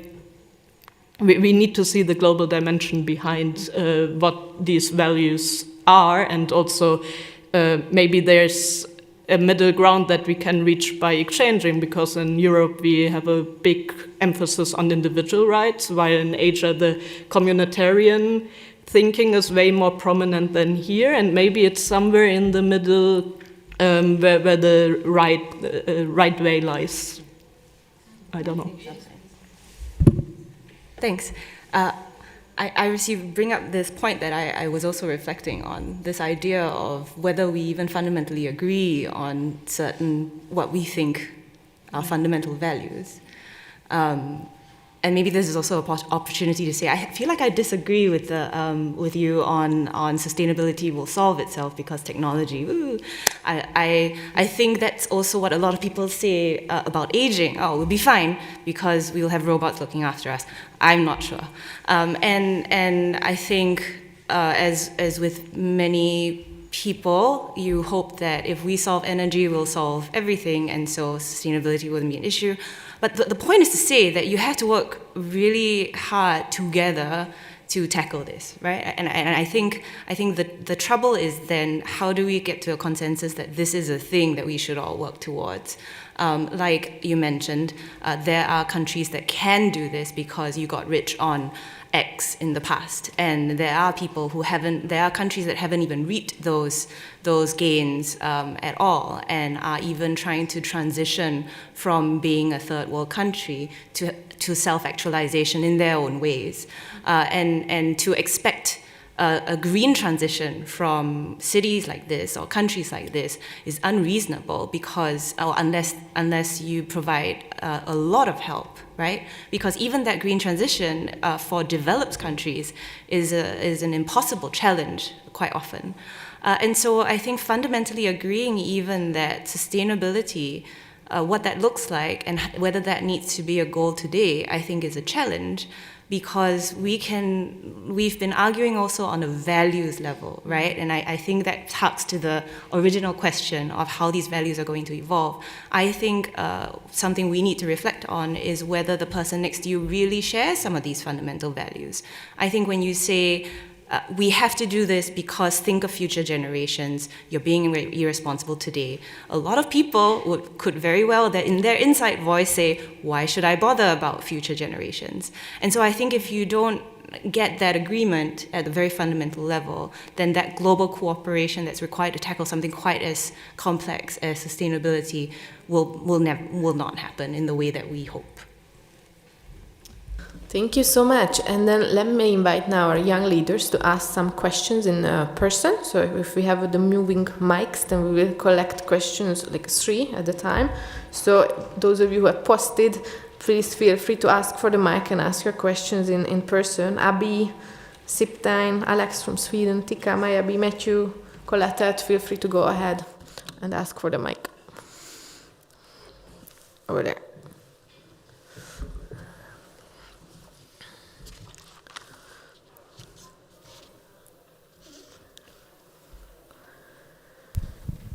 Hello, my name is Klotat Paibunukungkit. I'm a participant from Thailand. I have a question about with the democracy have a very short-term vision when it comes to solving the achieving the solution to please the majority of the people. How we could to achieve as such in this high individualistic society and very focused on the personal interest.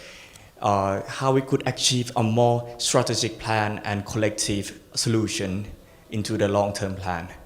Thank you. Very good question. And we collect 2 more. Hands up. Here and there.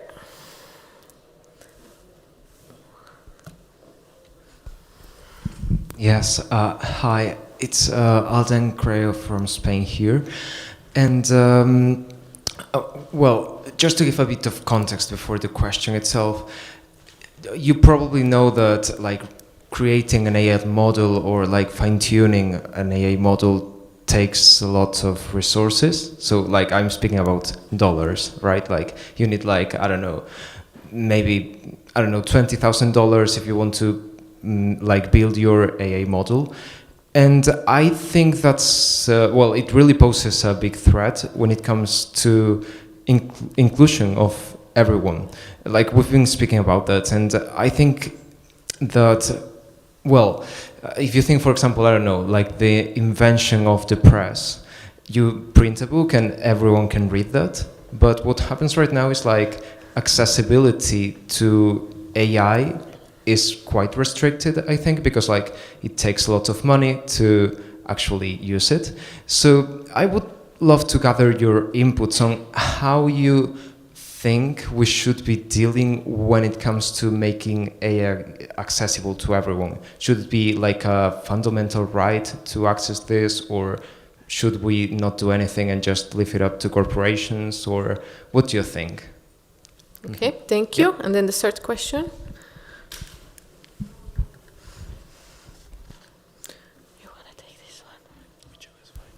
Hi, my name is Dimitar Ferdinando from Bulgaria. Thank you so much for the opportunity to ask a question. Thank you so much for the very insightful discussion panel that we've had.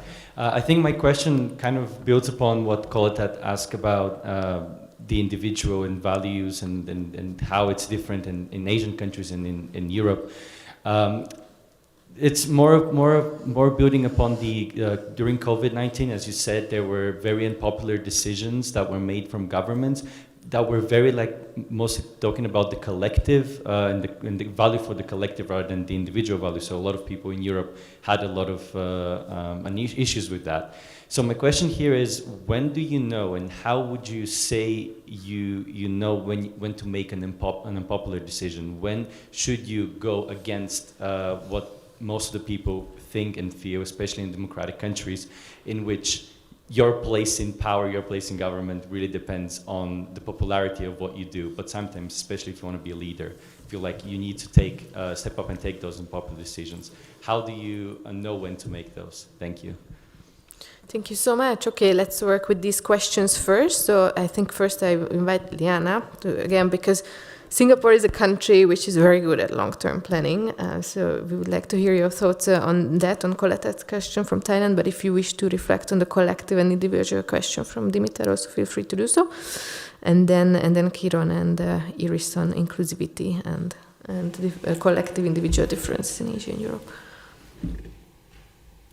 Yeah, that's a difficult one because, Reka, as you rightly mentioned, I must have said this to some of you before, that a lot of the reason why Singapore has been able to do such long-term planning is because it's enjoyed long-term political stability for many, many years. And with a dominant party system, that is the luxury that you can enjoy without having to care about politicking, not so much. And I think that is definitely a big concern, and that is something that worries Singaporean civil servants as well, because you've built a machinery that is so reliant on consensus, and that you so far have a population that also broadly agrees with thinking long term. And the fear is that that will shift quite quickly as long as politics becomes a lot less stable. I think one of the plus points that we've had as a result of enjoying this long-term political stability is that long-term thinking has been inoculated in society. There is a sense of we can't just do things for the short term because Singapore is our home and we've got nowhere else to go. It's very small, and I think a lot of these vulnerabilities are very front and center in the lived experience of citizens in the city-state. That said, I feel like that could also switch overnight very quickly, especially if you lose something as important as trust in institutions. And you do see a decline in trust globally. In Singapore, it's still okay, but we can't be complacent to think that that wouldn't affect us. That is a global driving force towards a mistrust in institutions, something that I'm sure you would be discussing in the course of the program as well. And so I think the challenge then for a government like us, where we are trying to be prepared for a potential future where there might be a bit of the political instability, is how do you build the substrates today to be resilient for that future? So one I've already talked about quite a bit has to do with engagement and citizen consultation, but I think systematizing it is very important, putting it into process, making it a requirement, making sure that anyone that works in a policy-making role has the instincts and the capabilities to be very inclusive when it comes to policy-making and very data-driven, knowledge-driven, has the critical thinking skills to ask the right questions, to understand what the right problems are to solve, will provide some kind of ballast for eventually, if the political powers do cave into populism, wanting to push certain things over others, there has to be a counterforce. So that's one, but that's in the state machinery. The other is in the community machinery, and I think that's where a lot of you come in as well when you work in public sector but not in governments, right, or local councils. A lot of you work in community groups, and building that community capability is also super important. Like, do you as citizens and members of a democratic machinery, do you know your duties? Do you know what you can do, what your rights are, where information is, and what the channels are to the state machinery and how you can work together?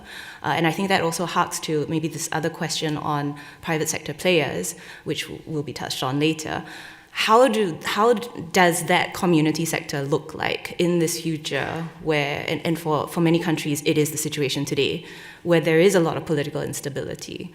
And so depending on the context, your operating context, these three players have to have different balances, right? The state, the community, and businesses. And I think wherever you are, knowing what that balance is in your system will be very important as a ballast against a lot of this short-term thinking that could happen. Thank you, Liana. Then I invite Iris to start with Alden's question from Spain on resources needed, how to enhance inclusivity, and also channeling in here another question from Elaine from Malaysia. She says, we have been talking about inclusiveness since decades ago, even when we were in Industry 3.0, then Connectivity 4.0, we are now looking at Society 5.0, but where are we? Have we done enough, and what needs to be done more? So first Iris and then Kiron.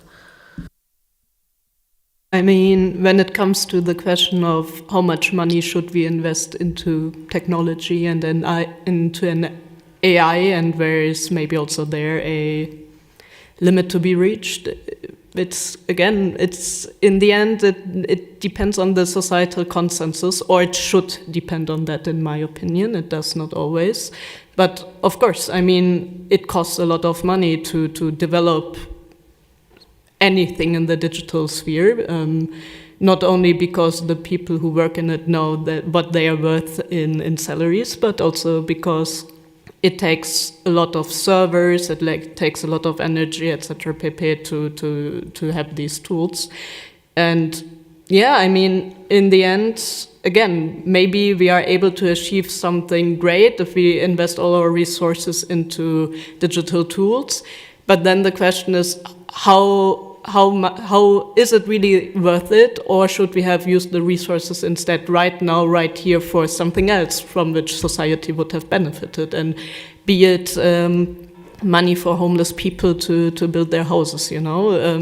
I don't think that digitalization is the only thing that matters to solve our problems, and it's a trade-off, really, again. And what was the second part?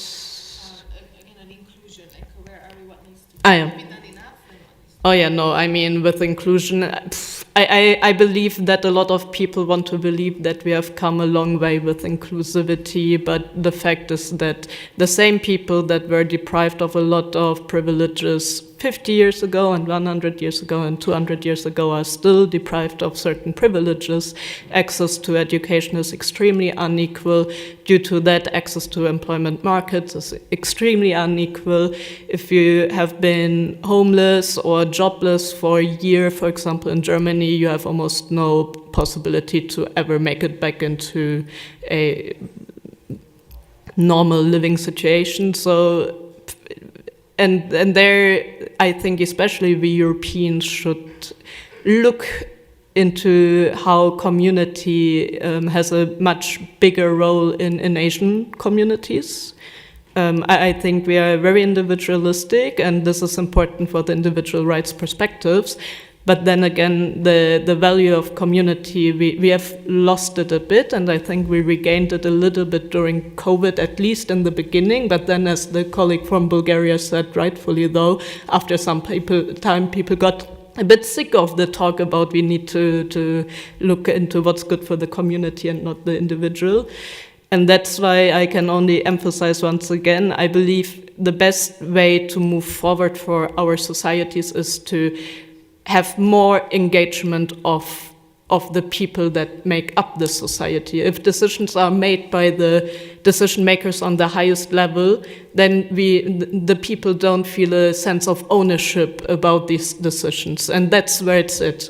If you include people into making unpopular decisions, they will be accepted because they were included into making the decision. If you make these unpopular decisions without including the public, that is where the problems get created, because then nobody had to take ownership and responsibility in making decisions, and then it's also very easy to criticize decision makers.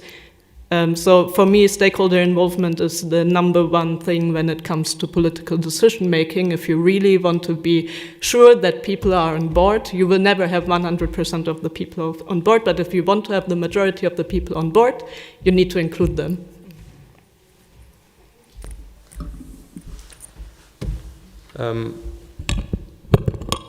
So I think I'm addressing the question AI and digital divide.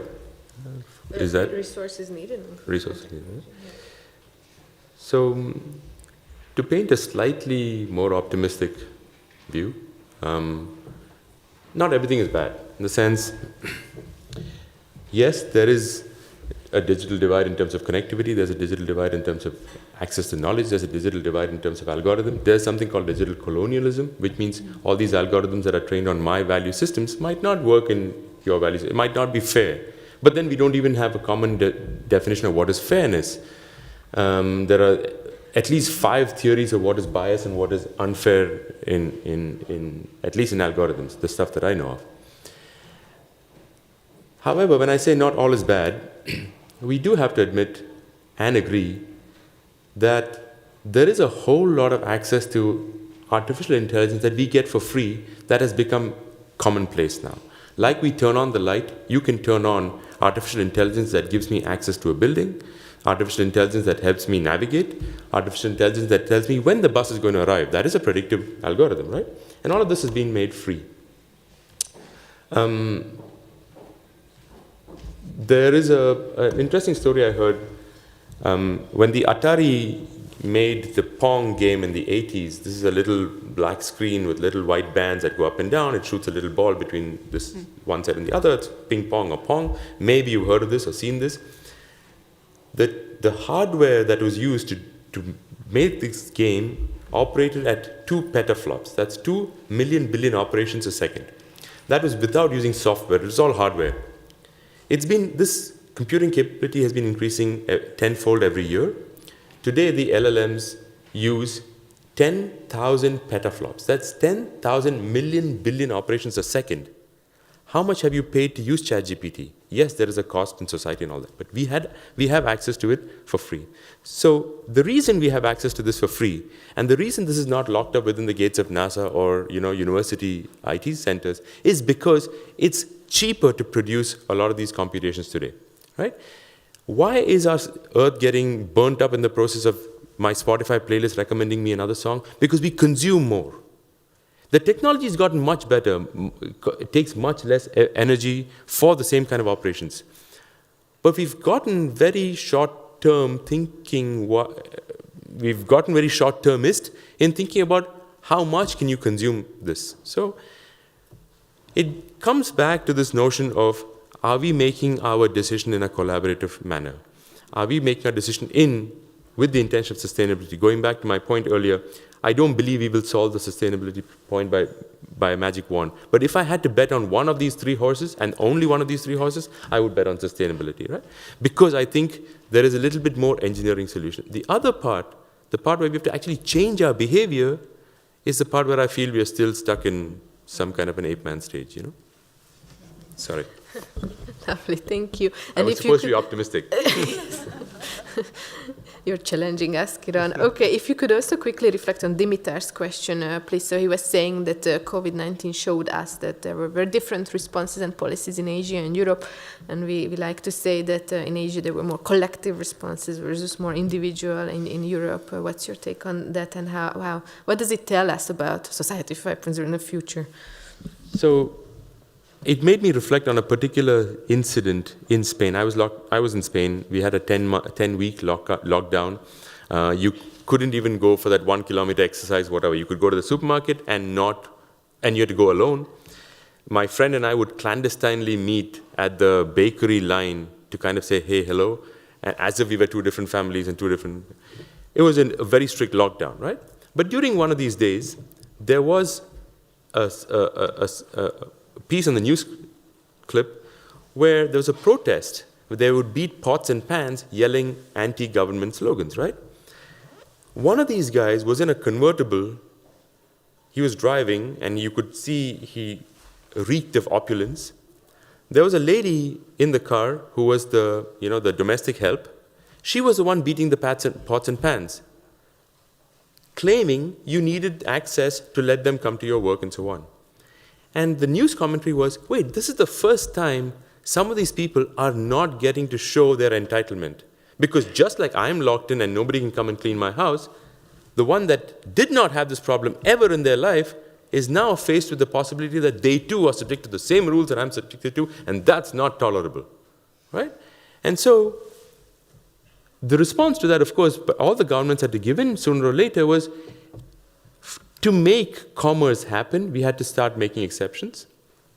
To make commerce happen, to make certain people happy, we had to say, okay, it's okay if we take a calculated risk on other people's lives. I don't know the answer to your question. I don't know what is the right way to do this. There is a lot of evidence that community-based governance. In fact, in 2010, the Nobel Prize was given to somebody who said communal governance is actually a better form of governance than contractual governance, right? So there is this value in community. We've seen historically how communities tend to last longer. Civilizations that have a stronger social tie tends to survive longer in terms of even economics, in terms of trade and progress.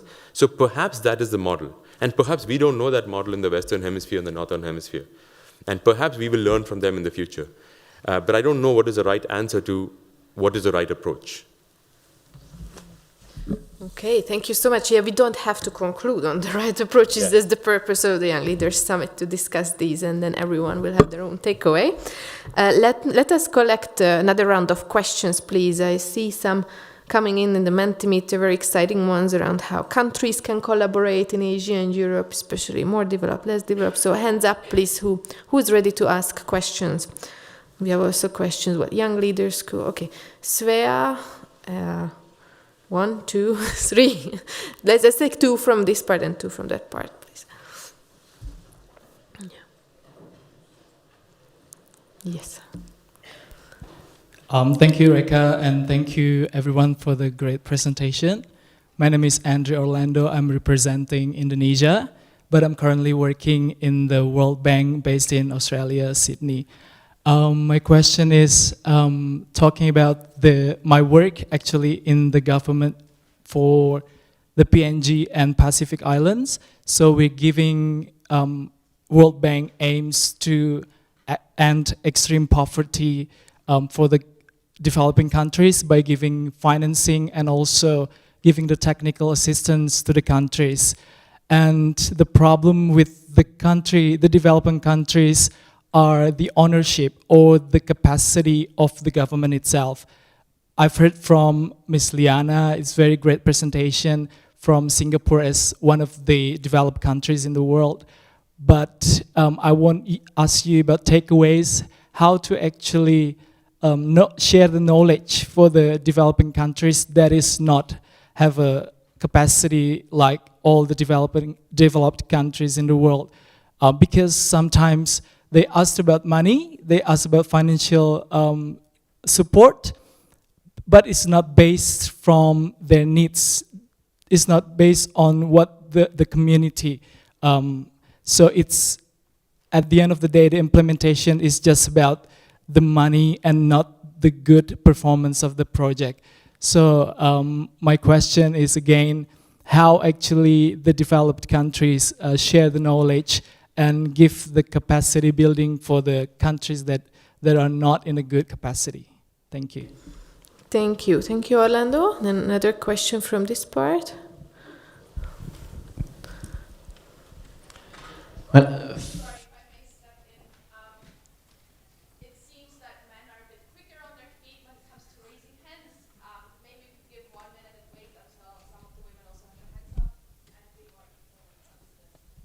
Thank you for the suggestion. Yes, it's difficult from C, but it's right. Yeah, men were quicker.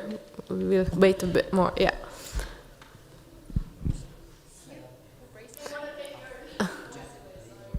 Can we give it to Svea over here in green jacket? No, I think she's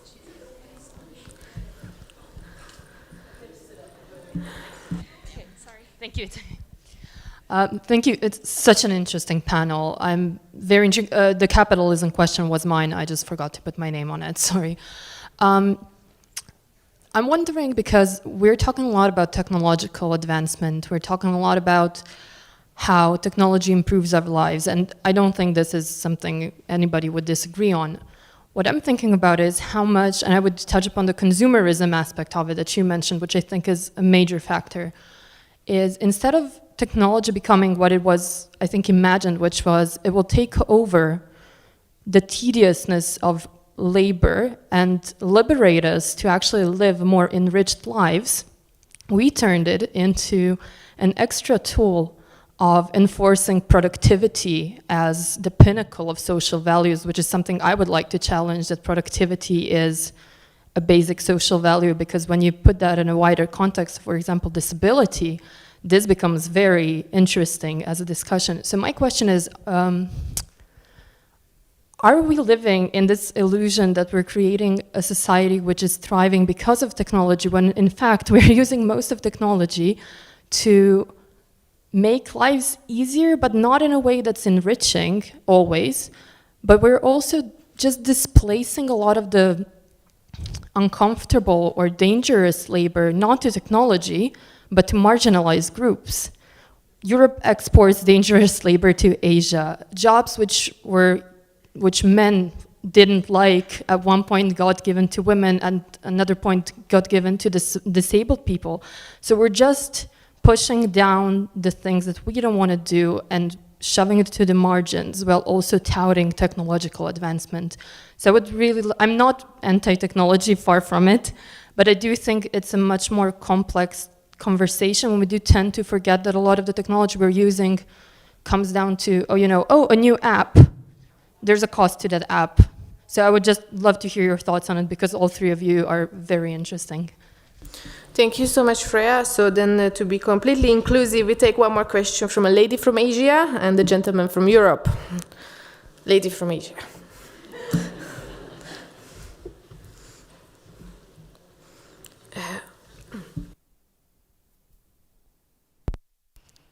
Thank you so much.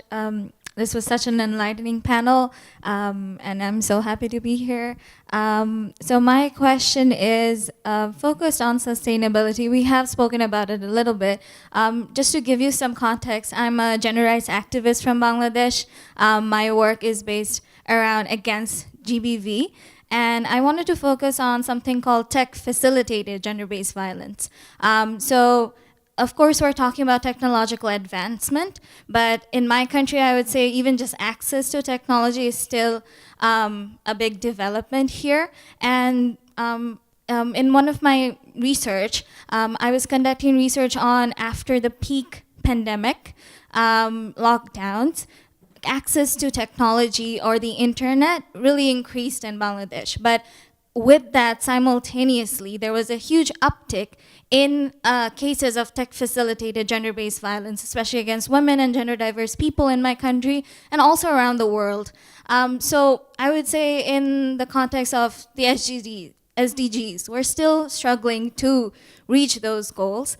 So maybe technological advancement would, of course, help us to reach some of the goals, for example, in terms of innovation, and it supports many different goals. But if I focus on some SDGs like SDG 5 against GBV, maybe we're taking a step back. So is this like 2 steps forward, 1 step back, or 1 step forward, 1 step back for us when it comes to, again, like the other navigator who was just speaking, I'm not anti-technology at all. I was just wondering, what do you think, like, how do we decide on what the trade-off should be? And how do we ensure that there is a balance when it comes to technological advancement in terms of the different goals that we want to reach? Thank you so much. Thank you so much, Maybe. And the gentleman from Europe, please. It was a quick hand there, yes. Thank you very much for your presentation and your answers. So I would like to talk about global competition. Today, if a company or a country wants to succeed, they need to invest a lot in energy, in technology, and they will create, doing that, a lot of negative externalities. So my question is, in this context, how can you create a framework to break this vicious cycle and create the opportunities in which a country or a company does not have to invest a lot in technology, in energy, and in and to create negative externalities without the fearful risk of losing its place forever? Thank you. Okay, thank you so much. So we start answering from Iris' side in this order. So Iris, if you could go for the question from Mayabi, Bangladesh tech-enabled gender violence, and then Liana next on Orlando's question, how to get assistance right among countries, and then also if you want to chime into other questions, feel free to do so, and we'll go in this order. Thank you. Yeah, thank you for bringing that up, because I thought about bringing it up myself and decided against that. So good you did that. Yeah, I mean, gender-based violence is a problem that is as old as humanity. I mean, look at the Bible. If you follow that, it starts already there with gender-based violence in the first pages, you know. But we're living today, and I mean, it's not only like hate speech or whatever. This is one part of the gender-based violence that happens online, but then you also have child pornography that escalated in the past years, especially, and these kind of things. So, but the question is this really something that is unique to the digital sphere, or is it something that is a problem of society, and digitalization is part of society, so it just spills over? And I believe we need specific solutions for the digital sphere, because it works very differently. You have much more anonymity. It can be way harder to find the people who start certain things. So there need to be specific solutions for these kind of matters. But in the end, for me, the underlying issue is the same as when we look into the non-digital sphere, and that is that, I don't know, there is no good and wrong people. There will always be people who do bad things for whatever reason. And so the question is really, how do we prevent people from engaging in gender-based violence? And it's a matter of education. It's a matter of having long-term strategies also from a governmental side, how to tackle this societal issue. And it's been, for a long time, it was overlooked. And I mean, we are still living in a patriarchal world, so I guess we will continue to have these problems, unfortunately, for a long time. So I don't really have an answer to the general question, but I for sure believe that this needs to become a bigger focus in Europe, at least, like in the last few years, and especially currently in the European Union, the Spanish presidency of the Council, they have it currently, and before them it was last half year, it was the Czech. They really put gender-based violence also to the forefront of what they want to tackle in the European Union over the next year. And the question of digitalization comes up, but it is not very prominent, and it should probably become more prominent. I think many people still don't understand the extent to which the digital transformation affects women and people who are, not male, so non-binary people, and how deeply rooted that is. We have darknet issues, we have always had them, but they are increasing now with AI. So I guess we need to speak up more about it and demand it also more from our decision makers on political level, that they start to really look into this and come up with frameworks how to tackle gender-based violence in the digital sphere. Thank you so much. And a quick one. Yeah, maybe to add on, it's really hard for regulators to both figure out and also decide when to step in to regulate platforms, right? And I think the reason is not so much because we don't know what harms exist on these platforms. There are very clear harms, especially when the lines are very, very clear. Once you've crossed this, you've committed a crime. Gender-based violence, any sort of violence between groups, all that is a truth. It happens, and when it happens, there must be recourse, there must be justice, but most importantly, there must be upstream prevention. And I will argue that traverses digital, right? This is also very much a physical, real-life problem that society has had, that has leaked into the digital platforms and has been amplified just by virtue of the nature of these platforms. I think the good thing is that today, I don't think any tech giant can, with any sense of good conscience, tell you that they haven't been responsible for a lot of social problems, mental health problems, threats to democracy, oppression of certain voices. And I think that the good thing is that we've all come to that space, right? I remember going through the years of feeling like working for Facebook might be quite cool. And I mean, I don't know how everyone else feels about this right now, but I feel like, some of the attitudes have changed. They're a lot more nuanced now. And I think that maybe speaks to an earlier question on what do we do with then corporations, having all the power, and what about the people? And so I think the sacrifices that a lot of people have gone through in the past few years, that have come at extreme costs to certain countries and the state of their democracy and their youth, I think has at least reaped the gains of a broad awareness that there are these harms and that there are these power differences, and it's up to governments, society, public sector, private sector organizations to work together on this. And I think the generations going into the workforce also have a power.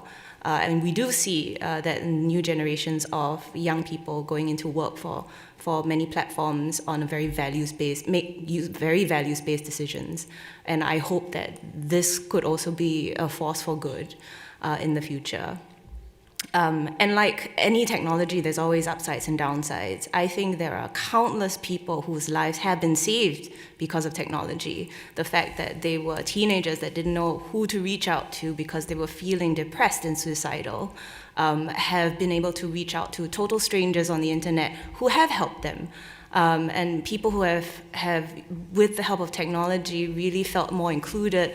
And we've seen ideas and real stories of this from the gaming world all the way up to, I think, more recent examples where you know, suddenly a lot of people can participate in the economy because of tools like ChatGPT. And the inclusive effect and all the positives that come with technology shouldn't be undermined as well. And we could also be solving a lot of inclusion issues with technology. And so I think as responsible participants of this discussion, we do have to acknowledge that there have been many lives that have been changed for the better because of it.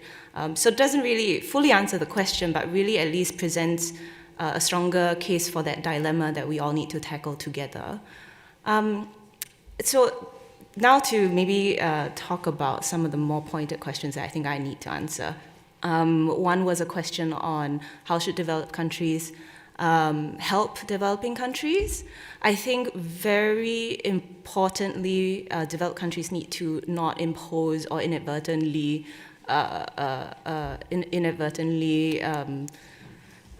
exercise some sort of imperialism on developing countries by, you know, in the form of technical assistance, put in all kinds of conditionalities that just then don't really do any good in the long term for developing countries. I think that's a very fundamental principle that I think maybe doesn't get talked about enough. So I think that's one. And really also understanding the context of developing countries. Every country has a different challenge.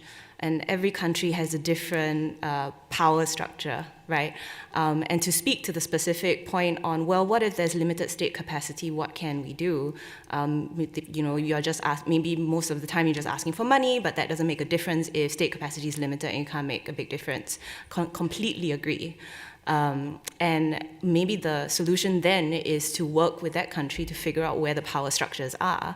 I think we can fundamentally question the assumption that all system change must be done at a state level. There are many other institutions that play an important part.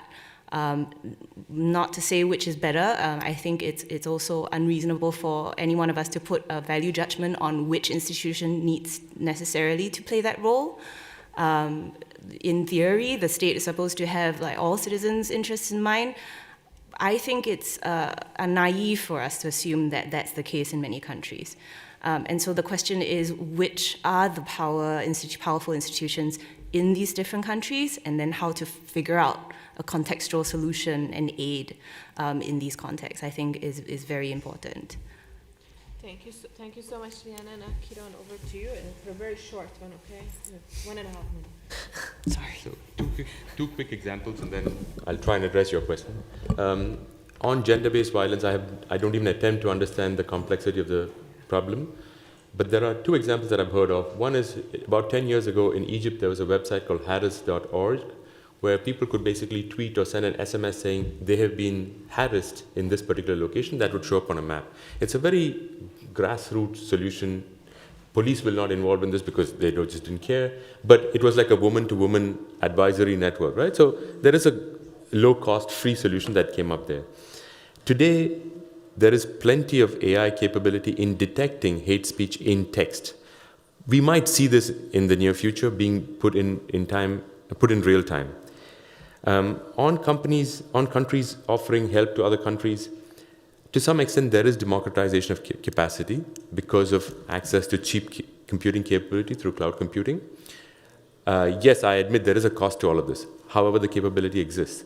Today, I know of a small website in a little town in Argentina so that lost pets can be found using a free app development software, free capability on Amazon Web Service, free website development template. Basically, this service would not have existed if it weren't for the access to high quality computing capability accessible for free. But going back to this issue that was, the bigger question, is productivity a bad measure? I completely agree with you. Efficiency is a bad measure. Not everything is efficient. There is this classic claim, you cannot make the process of giving birth more efficient by putting 4 women on the job, right? Or some 17th century Mozart composition still requires 4 musicians to play it. It cannot be made more efficient. I only have a couple of suggestions. There are these 4 books, maybe you're familiar with this. One is Factfulness by Hans Rosling. The other is Utopia for Realists. Third is Poor Economics. And the last is Donut Economics. These are 4 books that I love that challenge our thinking about GDP, economic progress, and maybe put a more humanistic point of view. What one can do, like I said, we put all the responsibility on you, right? Well, what you can do, perhaps, is to vote with your wallet and vote with your feet. Just don't buy the stuff from companies that are not responsible. That's it, period. I just don't need the service, right? And the other is to vote with your feet. Right now, there are still companies that can manage to hire really good talent to make us click buttons, right? And perhaps skills can be deployed somewhere else. So with those words, I feel that there is some kind of a way out of the situation. Thank you so much for the reflections, and with this we came to the end of our time for this panel discussion, so I would just like to ask all of you to say one sentence, a message to the young leaders, reflecting back to where we started from, the dilemmas. What dilemmas would you like to draw their attention to discuss in the next 2-3 days, just in one sentence to close off the discussion and bring it all together? Who would like to start? Who's ready? I can go. Okay. 3 C's. C for creativity, C for critical thinking, C for compassion. Think about these. Okay. That's all you need. Since you're all young, and I think this is important, I think about self-actualization and how you want to reach your potential while doing something good for society. Maybe I will take a more negative outlook, but it has a positive implication. We cannot solve everything, and especially not as an individual. Like, we don't have that power, even though people always want to make us believe that. But in coming together and in raising our voices together, we can be heard. So as young people, I think that is really our role, to critically engage with those who have the power and to make sure that we are not overlooked and not overheard. And I think that's what you're doing anyway, so good for you. Thank you. Big round of applause to our panelists. Thank you so much. And then panelists will be around today for sure, some of them also tomorrow, so feel free to go and meet them, greet them, and talk more about these issues. And now, coffee break is ready, I think. Over to Freya to tell us how to get there. Thank you. There we go. Thank you to our wonderful speakers. I think they deserve one more round of applause, everyone. Thank you.